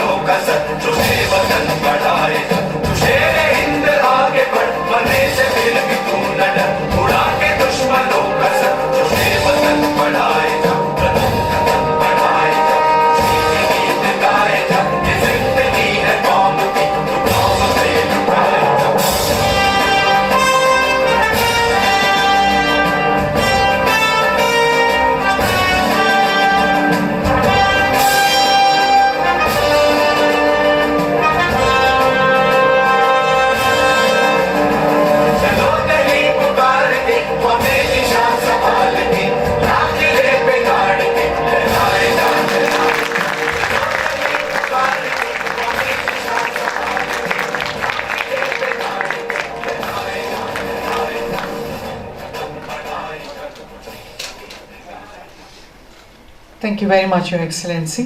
Thank you very much, Mr. Radhakrishnan, Mr. Balasubramaniam, and to the technical team of Netaji Welfare Foundation for the launch. Now I hand over to Mr. Jay Mohan from the Netaji Welfare Foundation for the rest of the proceedings. பாடுவோமே பல்லு பாடுவோமே நேதாஜியின் வீரத்தோடு நாம் கலந்து விட்டோமே. Let us dance, let us rejoice. We are swayed by Netaji's heroism. This is a segment that involves school children. We are bringing school children who are from the primary schools. 3 primary schools in Kuala Lumpur, Sanping Primary School, Bangsa Primary School, and Edinburgh Primary School. The students will be here and they will perform for you. First, they'll exhibit their oratorial skills. Then they'll also act out their dramatic skills. So, first I call upon Mike Redia. Edinburgh Tamil School. The orator now is Gunalachimi Anna Prumpuan Paramasivam. Gunalachimi irukangala? மேடைக்கு வாங்க, பேசுங்க.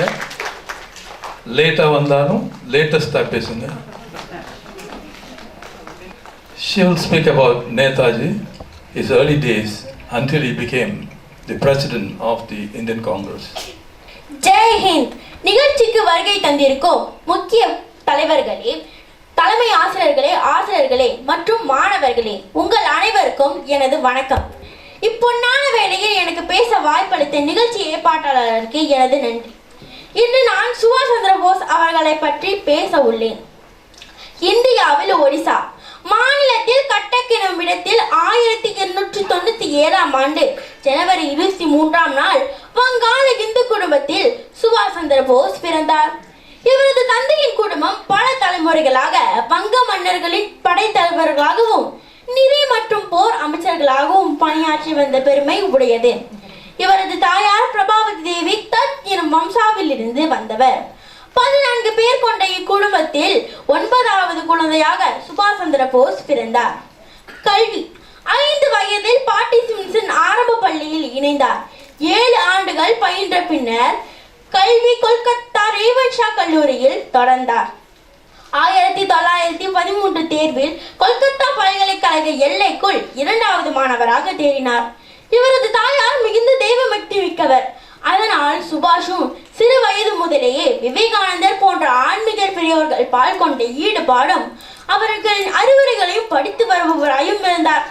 இதனால் ஞான மார்க்கத்தின் பால் தன்னை ஈடுபடுத்திக் கொண்டார். துறவரத்திலும் தன்னை ஈடுபடுத்திக் கொள்ள விரும்பினார். 16வது வயதில் வீட்டை விட்டு வெளியேறிய சுபாஷ் சந்திர போஸ் தன் ஞான வழிக்கான ஆசானை தேடி 2 மாதங்கள் அலைந்தார். பிறகு வாரணாசியில் ராமகிருஷ்ண மண்டபத்தை சேர்ந்த சுவாமி பிரபானந்தரை சந்தித்தார். இவருக்கு சுபாஷின் தந்தையும் அவரது குடும்பத்தையும் நன்கு தெரியும். இதனால் போஸ் தன் மானசீக ஆசானாக விவேகானந்தரை ஏற்றி வீடு திரும்பினார். பிறகு தந்தையாரின் வேண்டுகோளிற்கு இணங்கி 1915ஆம் ஆண்டு கொல்கத்தா மாநில கல்லூரியில் இணைந்தார். அக்காலகட்டத்தில் ஆங்கில இனவேறு மிக்க வரலாற்றான ஆசிரியர் C.F. ஓட்டன் என்ற ஆசிரியர் அங்கு கற்பித்தார். அவர் கல்வி கற்பிக்கும் நேரங்களில் பெரும்பாலும் இந்தியர்களை அவமதித்து வந்தார்.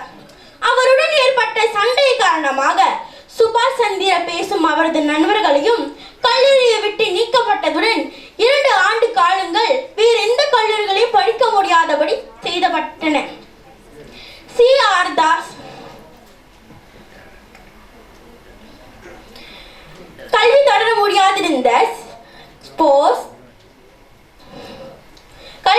முடியாதிருந்த போஸ் C.R. தாஸ் என்று அறியப்பட்ட சித்தரஞ்சன் தாஸ் மற்றும் சிலரின் உதவியுடன் 1917ஆம் ஆண்டு இசுக்கட்டிய சர்ச் கல்லூரியில் சேர்ந்தார்.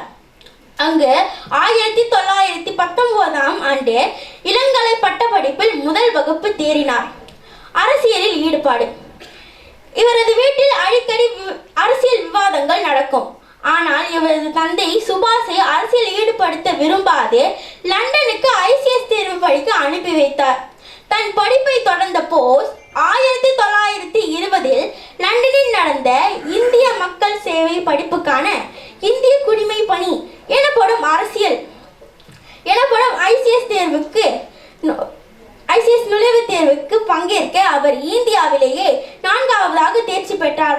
ஆனால் தன் நாட்டை அடிமைப்படுத்தி வைத்திருக்கும் ஆங்கிலேயரிடம் வேலை செய்யக்கூடாது என கருதி தன் முயற்சியுடன் படித்து பெற்ற பதவியை லண்டனிலேயே பணிதுறப்பு செய்தார். அப்போது C.R. தாஸ் தன் தொழிலை விட்டுவிட்டு ஒத்துழையாமை இயக்கத்திற்கு தலைமை தாங்கி தேசிய பணியாற்றி கொண்டிருந்தார். இக்காலகட்டத்தில் தான் தென்னாப்பிரிக்காவில் இருந்து இந்தியா திரும்பியிருந்த மகாத்மா காந்தியும் இந்திய அரசியலில் ஈடுபட்டார். 1921 மும்பை துறைமுகத்தில் வந்திறங்கிய சுபாஷ் சந்திர போஸ் மும்பையில் அப்போது அங்கு தங்கியிருக்கும் காந்தியை சந்தித்து சுமார் 1 மணி நேரம் கலந்தோசித்தார்.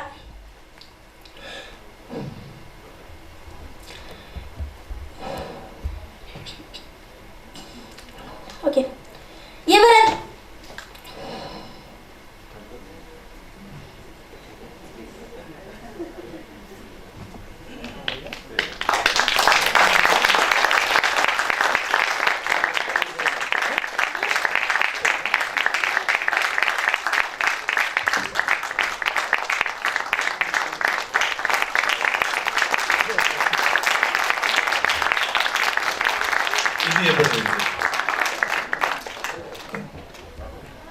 So, next would be Vimala Darshan from Edinburgh Tamil School. Papa. நீ பேச நினைப்பதெல்லாம் பேசு.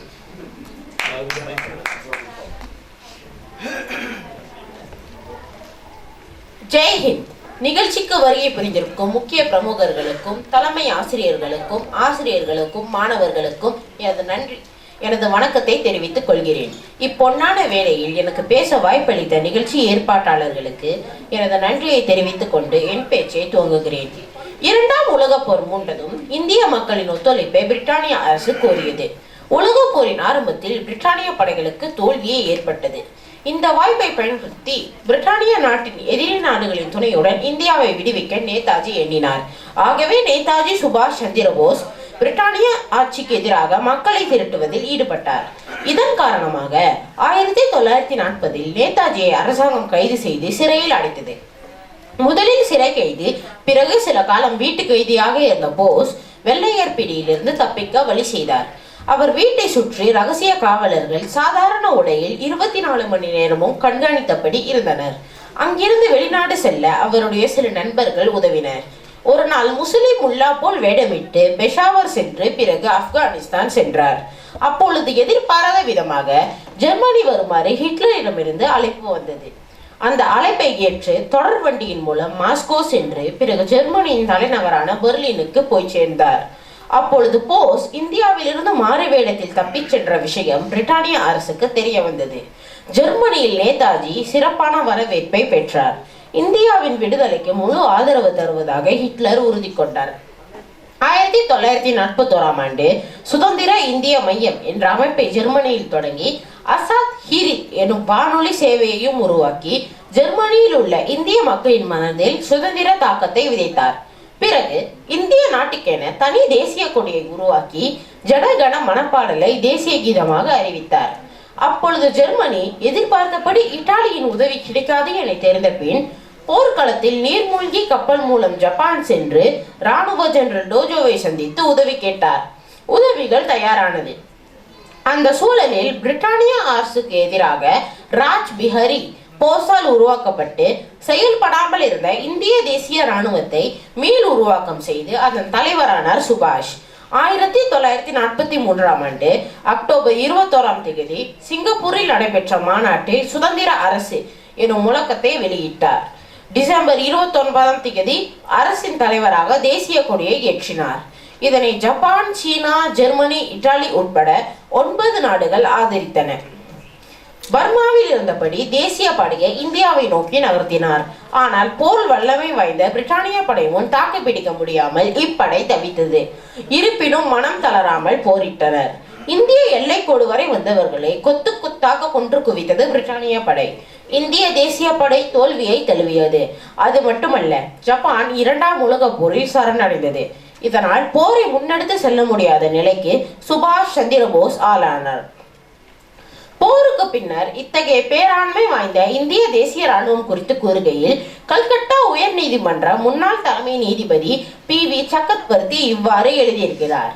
சட்ட மறுப்பு இயக்கம் நேரடியாகவே இந்திய சுதந்திரத்தை வழிவகுத்தது என்றால் அது அடிப்படையாகாது. உண்மையில் காந்தியின் பிரச்சாரங்கள் இந்தியா சுதந்திரம் அடைவதற்கு கிட்டத்தட்ட 14 ஆண்டுகளுக்கு முன்பே நீர்த்து போயின. இந்தியாவில் ஏற்பட்ட எதிராளிகள் ஏற்கனவே போரினால் வலுவிருந்த பிரிட்டானியர்களுக்கு இந்தியாவை விட்டு வெளியேறுவதை தவிர வேறு வழி இல்லாத நிலையை ஏற்படுத்தியது. மேலும் அதுவரையிலும் தங்கள் அதிகாரத்தை பாதுகாத்த சிப்பாய்களின் விசுவாசத்தை இனிமேலும் சார்ந்திருக்க முடியாது என்பது இன்னொரு காரணமாகும். இதுவே அவர்கள் இந்தியாவை விட்டு வெளியேறுவது என்ற இறுதி முடிவிற்கு தூண்டுகோலாக அமைந்திருக்கும் என்கிறார். போஸ் இந்தியாவுக்கு நிபந்தனையற்ற முழு விடுதலை வாங்கி தர வேண்டும் என்பதில் உறுதியாக இருந்தவர். இருமுறை தொடர்ந்து காங்கிரசின் தலைவராக தேர்ந்தெடுக்கப்பட்ட போஸ் காந்தியுடன் ஏற்பட்ட கொள்கை வேறுபாடு காரணமாக தலைவர் பதவியிலிருந்து விலகினார். விலகியதும் கட்டுப்பாடுகள் தகர்ந்தன. காங்கிரசின் வெளிநாட்டு உள்நாட்டு கொள்கைகள் தவறானவை என கண்டித்தார். காந்தியின் அறவழி போராட்டத்தால் இந்தியாவிற்கு சுதந்திரம் வாங்கி தர முடியாது என்றும், பிரிட்டானியர்களுக்கு எதிராக ஆயுதம் ஏந்தி போராடுவதே விடுதலைக்கான வழி என்றும் கருதினார். இவர் பவர் பிளாக் எனும் அரசியல் கட்சியை தோற்றுவித்தார். ரத்தத்தை தாருங்கள், உங்களுக்கு விடுதலையை பெற்று தருகிறேன் என்பதே இவரின் புகழ்பெற்ற சூருளையாக இருந்தது. இதுவரை பிரிட்டானிய பேரரசுக்கு முழு விசுவாசத்துடன் செயல்பட்ட இராணுவ திறனை தன் நாட்டு சுதந்திரம் பால் திருப்பியவர் நேதாஜி. பிரிட்டானியருக்கு எதிரான போருக்கான பெரும் தூண்டுதல் மூலமாக நேதாஜி பகவத்கீதையை கருதினார். இவர் சொந்த சாமான்கள் வைத்திருந்த சிறு பையொன்றில் மிகச்சிறிய பகவத்கீதை புத்தகமும் துளசி மாலையும் மூக்கு கண்ணாடியும் மட்டுமே வைத்திருந்தார். இந்து ஆன்மீகத்தின் தாக்கம் இவரிடம் இருந்தாலும் மதவெறியோ அல்லது பழமைவாதமோ இல்லை. சுபாஷ் தன்னை சமதர்மவாதி என அழைத்துக் கொண்டார். போஸ் பெண்கள் உரிமையையும் பெண்களின் வீரத்தையும் வெகுவாக போற்றியவர். இவர் இந்திய தேசிய ராணுவத்தில் பெண்களுக்கான பிரிவான ஜான்சி ராணி படையை துவங்கினார். ஒரு முறை ஜான்சி ராணி கூடார பகுதிக்குள் இவர் நுழைந்ததை வேறு யாரோ என்று எண்ணி கோவிந்தம்மாள் எனும் பெண் அதிகாரி இவரை தடுத்து நிறுத்தினார். படைத்தலைமையாகிய தன்னையே தட்டி கேட்ட வீராங்கனை வீரத்தை போஸ் பாராட்டினார். அவரின் பாதுகாப்பு சேவையை பாராட்டி அவருக்கு அப்படையின் உயரிய விருதான லன்சு நாயாக் விருதை போஸ் வழங்கி கௌரவித்தது குறிப்பிடத்தக்கது. இத்துடன் எனது உரையை முடித்துக் கொள்கிறேன். நன்றி. ஜெய்.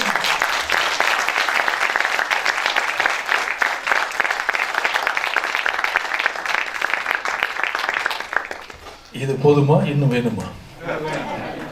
அடுத்து சன்பையிலிருந்து ஒரு மாணவர் நாகேஸ்வரி அன்னபுரம் பண்றாமன்.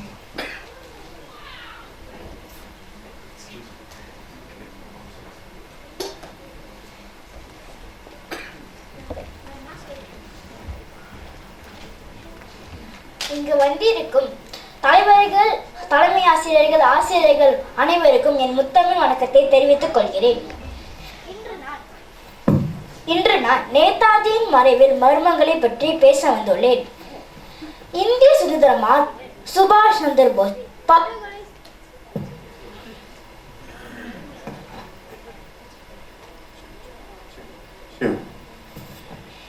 இந்திய சுதந்திர மாவீரர் சுபாஷ் சந்திர போஸை படுகொலை செய்ய தனது ரகசிய அதிகாரிகளுக்கு உத்தரவிட்டது. ஆனால் அவர்கள் தோல்வி உற்றனர் என்று ரகசிய அதிகாரிகள் தனது அதிகாரப்பூர்வ ஆவணங்களை பயன்படுத்தி ஐரிஷ் வரலாற்றாசிரியர் டிரினிட்டி கல்லூரியின் பேராசிரியர் யுனான் ஓ ஆல்பின் தெரிவித்தார். நேதாஜி அல்லது தலைவர் என்ற பிரபலமாக அறியப்படும் போஸ் போருக்கு பிறகு கிழக்கு மாநிலமான மேற்கு வங்கத்தில் உள்ள ஒரு வீட்டில் அறியப்படாத சின்ன பிரமுகராக வெகுகாலம் இருக்கின்றார். இந்திய சுதந்திர இயக்கத்தில் இவரது பங்கு இந்தியா முழுவதும் உள்ள பள்ளிகளில் கற்பிக்கப்படுகிறது. அங்கு அவருக்கு சிலைகள் நிறுவப்பட்டுள்ளன. ஆனால் எதிரிகள் ஜாக்கிரதை எனப்படுவது போல் போருக்கு பிறகு சுதந்திர போராட்டத்தின் போது அவருக்கு எதிராக நாட்டின் உள்ளேயும் வெளியேயும் பல பயங்கர சூழ்ச்சி வேலைகள் தொடர்ந்து நடந்தேறின. இந்தியாவில் பிரிட்டனின் காலனித்துவ ஆட்சியை முடிவுக்கு கொண்டு வருவதற்கு பிரிட்டனின் போர்க்கால எதிரிகளான ஜெர்மனி மற்றும் ஜப்பானின் உதவியை நாடி 1941 கொல்கத்தாவை விட்டு காவலில் இருந்து தப்பி ஓடினார் போஸ். இதனால் சினம் கொண்ட பிரிட்டிஷ் அரசு அவரை கொல்லும் சதியை உருவாக்கியது. இது 2004 பொது பார்வைக்கு வகைப்படுத்தப்பட்ட பிரிட்டன் உளவுத்துறையில் ஆவணங்களை மூலம் தெரிய வந்துள்ளது என்றார் ஆல்பின். அவர் கொல்கத்தாவை விட்டு வெளியேறி ஜெர்மனி செல்லும் வழியில் லண்டனில் அவரை படுகொலை செய்ய உத்தரவு பிறப்பிக்கப்பட்டதாக என்று பேராசிரியர் ஆல்பின் அப்பொழுது கொல்கத்தாவில் விளக்கினார்.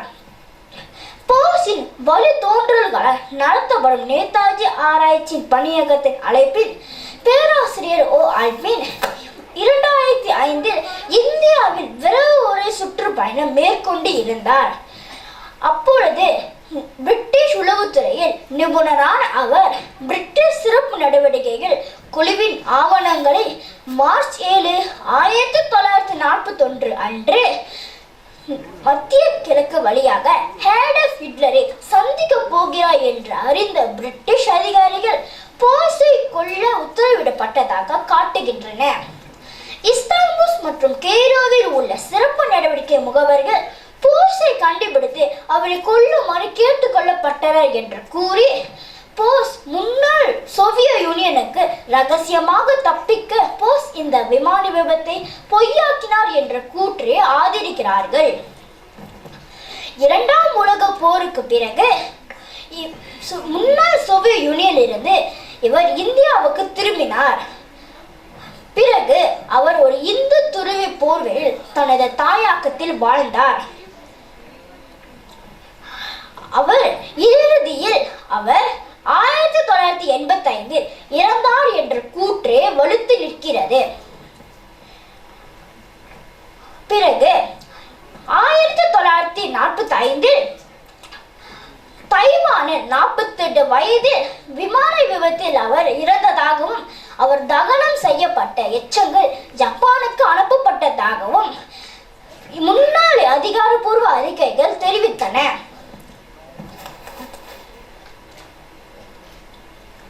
ஆனால் தைவான் அதிகாரிகள் இதை மறுத்தார்கள். அந்த நேரத்தில் விமான விபத்து நடந்ததாக எந்த பதிவும் இல்லை என்று கூறி முன்னாள் சோவியத் யூனியனுக்கு அவர் ரகசியமாக தப்பிக்க கூறினார் என்று கூறினார்கள்.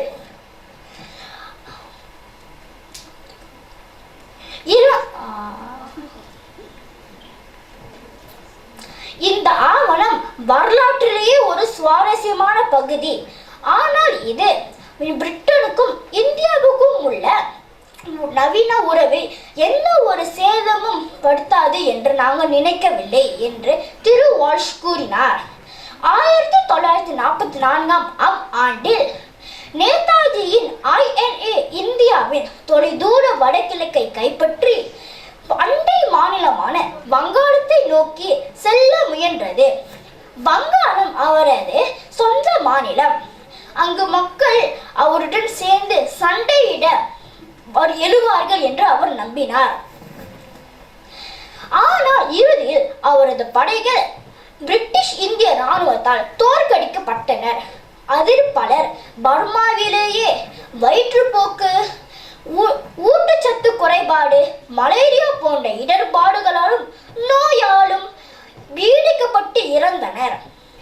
3 ஆண்டுகளுக்கு பிறகு ஆங்கிலேயர்கள் இந்தியாவை விட்டு வெளியேறினர். இது மகாத்மா காந்தியின் தலைமையிலான அகிம்சை பிராசத்திற்கு கிடைத்த வெற்றியாக இந்த உலகம் போற்றுகிறது. நன்றி.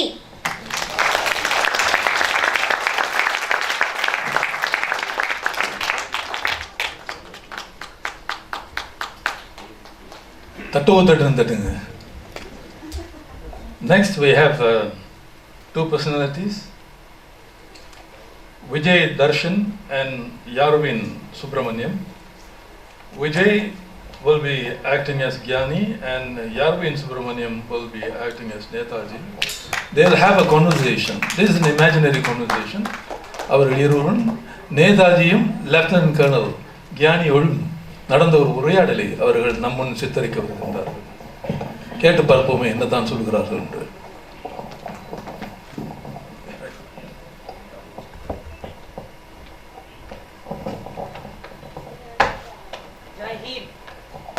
Jai Hind.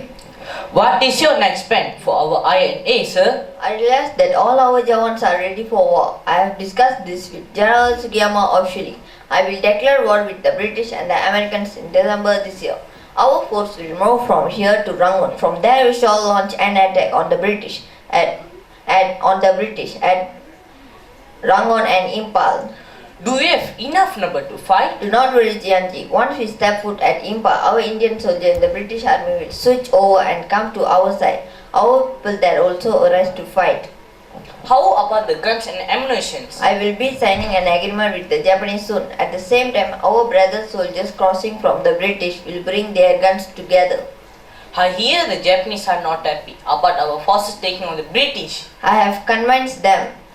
The first drop blood in the liberation of India must be the blood of an Indian. By the way, Netaji, some young women have been coming here regularly.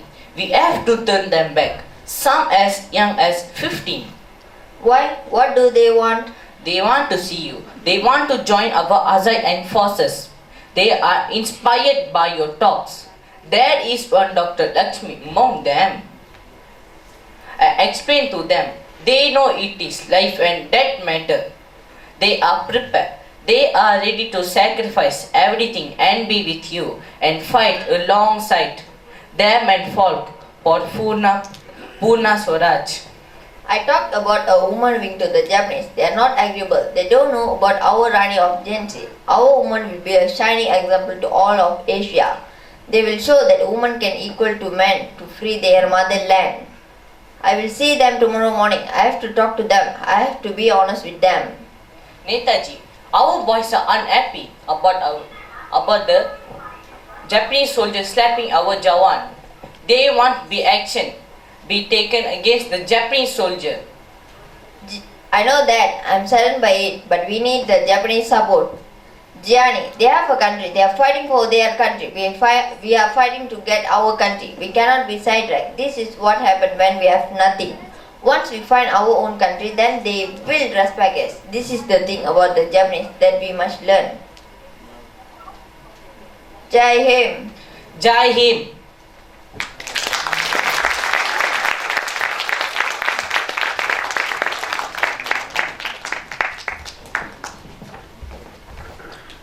Next will be presentation of the incentives to the various schools. Sanping, we call upon representatives from Sanping School.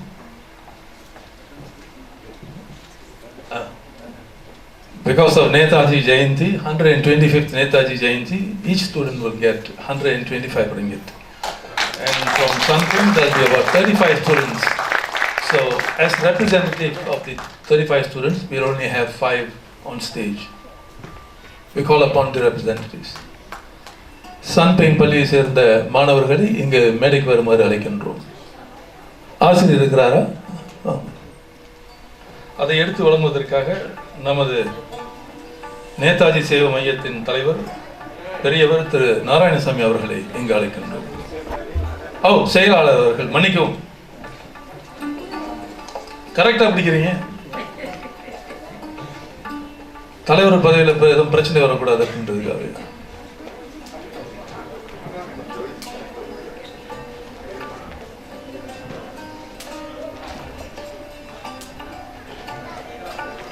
Over and above all the students who are here,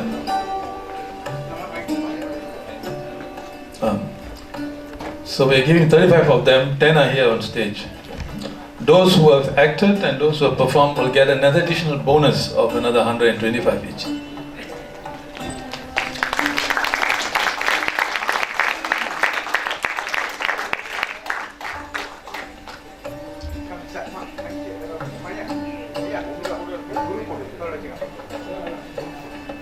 அது உங்களுக்கு bonus ஐயா.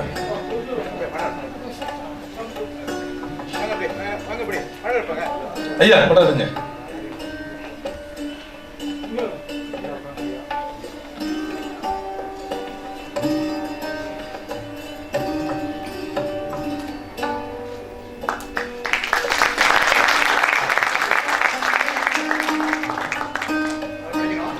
நன்றிமா. அடுத்தது Bangsar Tamil பள்ளி, Bangsar Tamil school.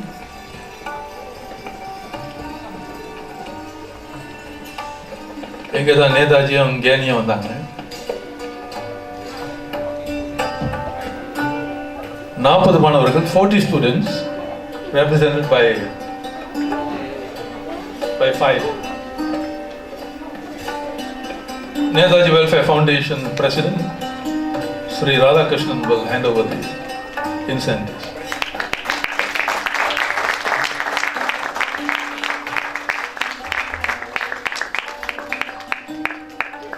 In fact, had Tan Sri Vigneswaran been here, we'll request him to expand the building, to extend the building. Yeah? The school is very small, it has about 150 students. And so they could put up a 4-story building there. But I was not on stage when he was around, so no one could ask him that. But in fact, I hope it could be delivered to him that the Bangsa school needs a 4-story building. அடுத்து Edinburgh Tamil பள்ளி, 50 மாணவர்களுக்கு, for 50 students, but representing them will be a few of the friends. And we call upon Dato Ravi, Vice President of Netaji Welfare Foundation, to hand over the incentives. Dato Ravi.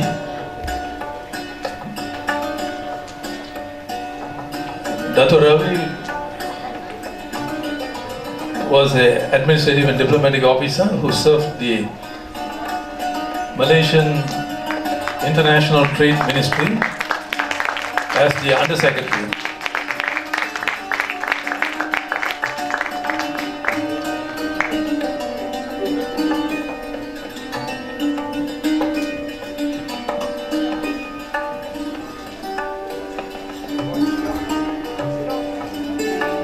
Thank you, Dato Ravi and Sri Radhakrishnan.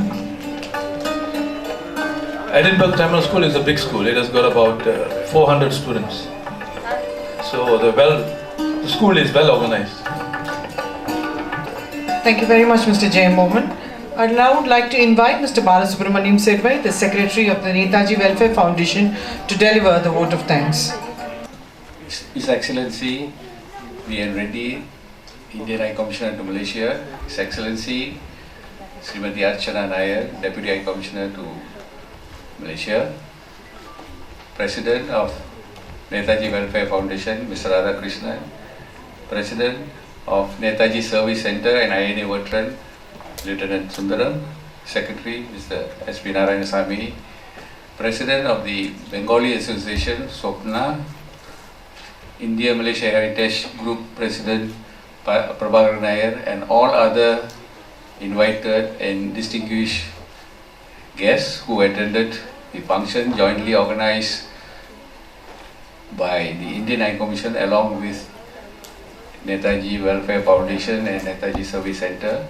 We thank the Indian High Commission for organizing this function. This is a very important function, especially for the Indian National Army veterans, whoever they are around, because this also marks the 125th anniversary of Netaji Subhas Chandra Bose, who is a revered leader for them and also has set an example of how, and especially for Indians in Malaya during that time, for the struggle of the independence of India.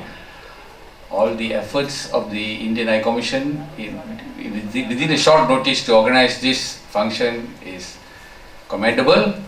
We thank His Excellency, the High Commissioner, the Deputy High Commissioner, and the staff of Indian High Commission, especially Padmani and Mrs. Mutturaku, for the efforts in getting this organized. Your Excellency, I also would like to thank all the other sister organizations for their participation in this function.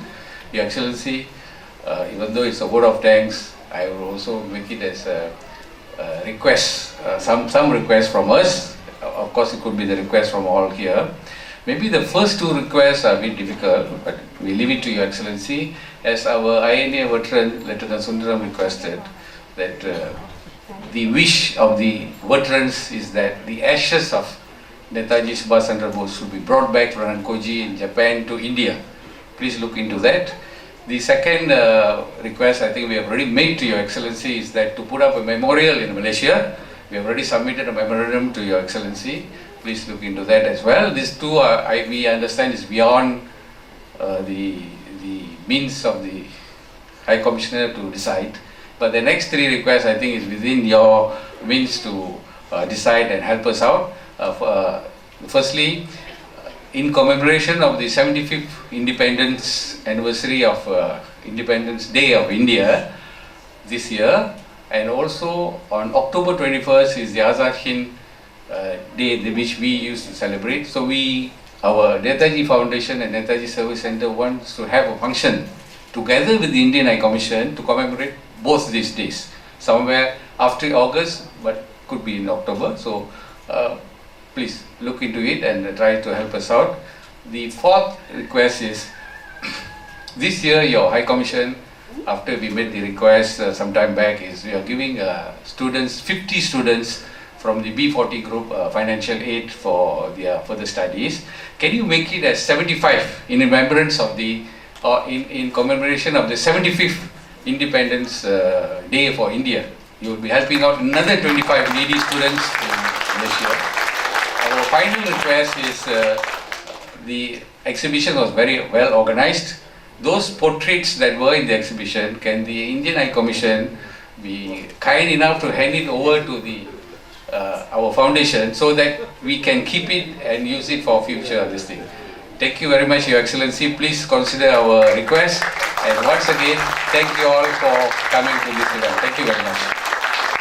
Jai Hind. Thank you very much, Mr. Bala. Thank you so much for that. With this, ladies and gentlemen, we have come to the end of today's program. On behalf of High Commission of India, Netaji Service Center, Netaji Welfare Foundations and our other partner organizations, I would like to convey my sincere gratitude to Tanshri Somasundaram for his generosity in providing us the venue for today's event. Ladies and gentlemen, as part of the event, as many would have shared right now, we also present to you a photo exhibition on Netaji, which is placed in the adjoining room next to the auditorium.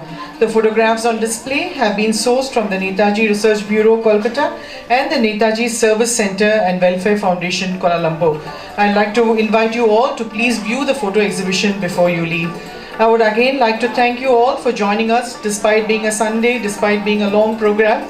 Thank you very much for making the event a grand success. Lunch is being served outside, ladies and gentlemen. We wish you all a very pleasant day. Till we meet again, take care, stay safe, namaste and Jai Hind.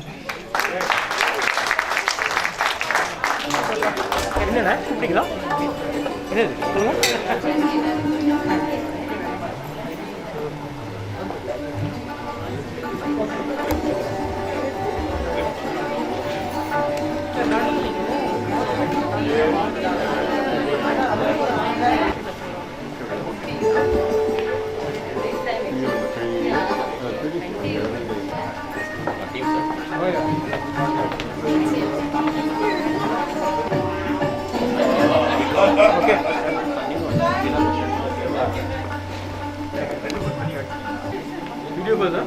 Okay. Okay, na? Same one. Not clear. You played on I had the ring.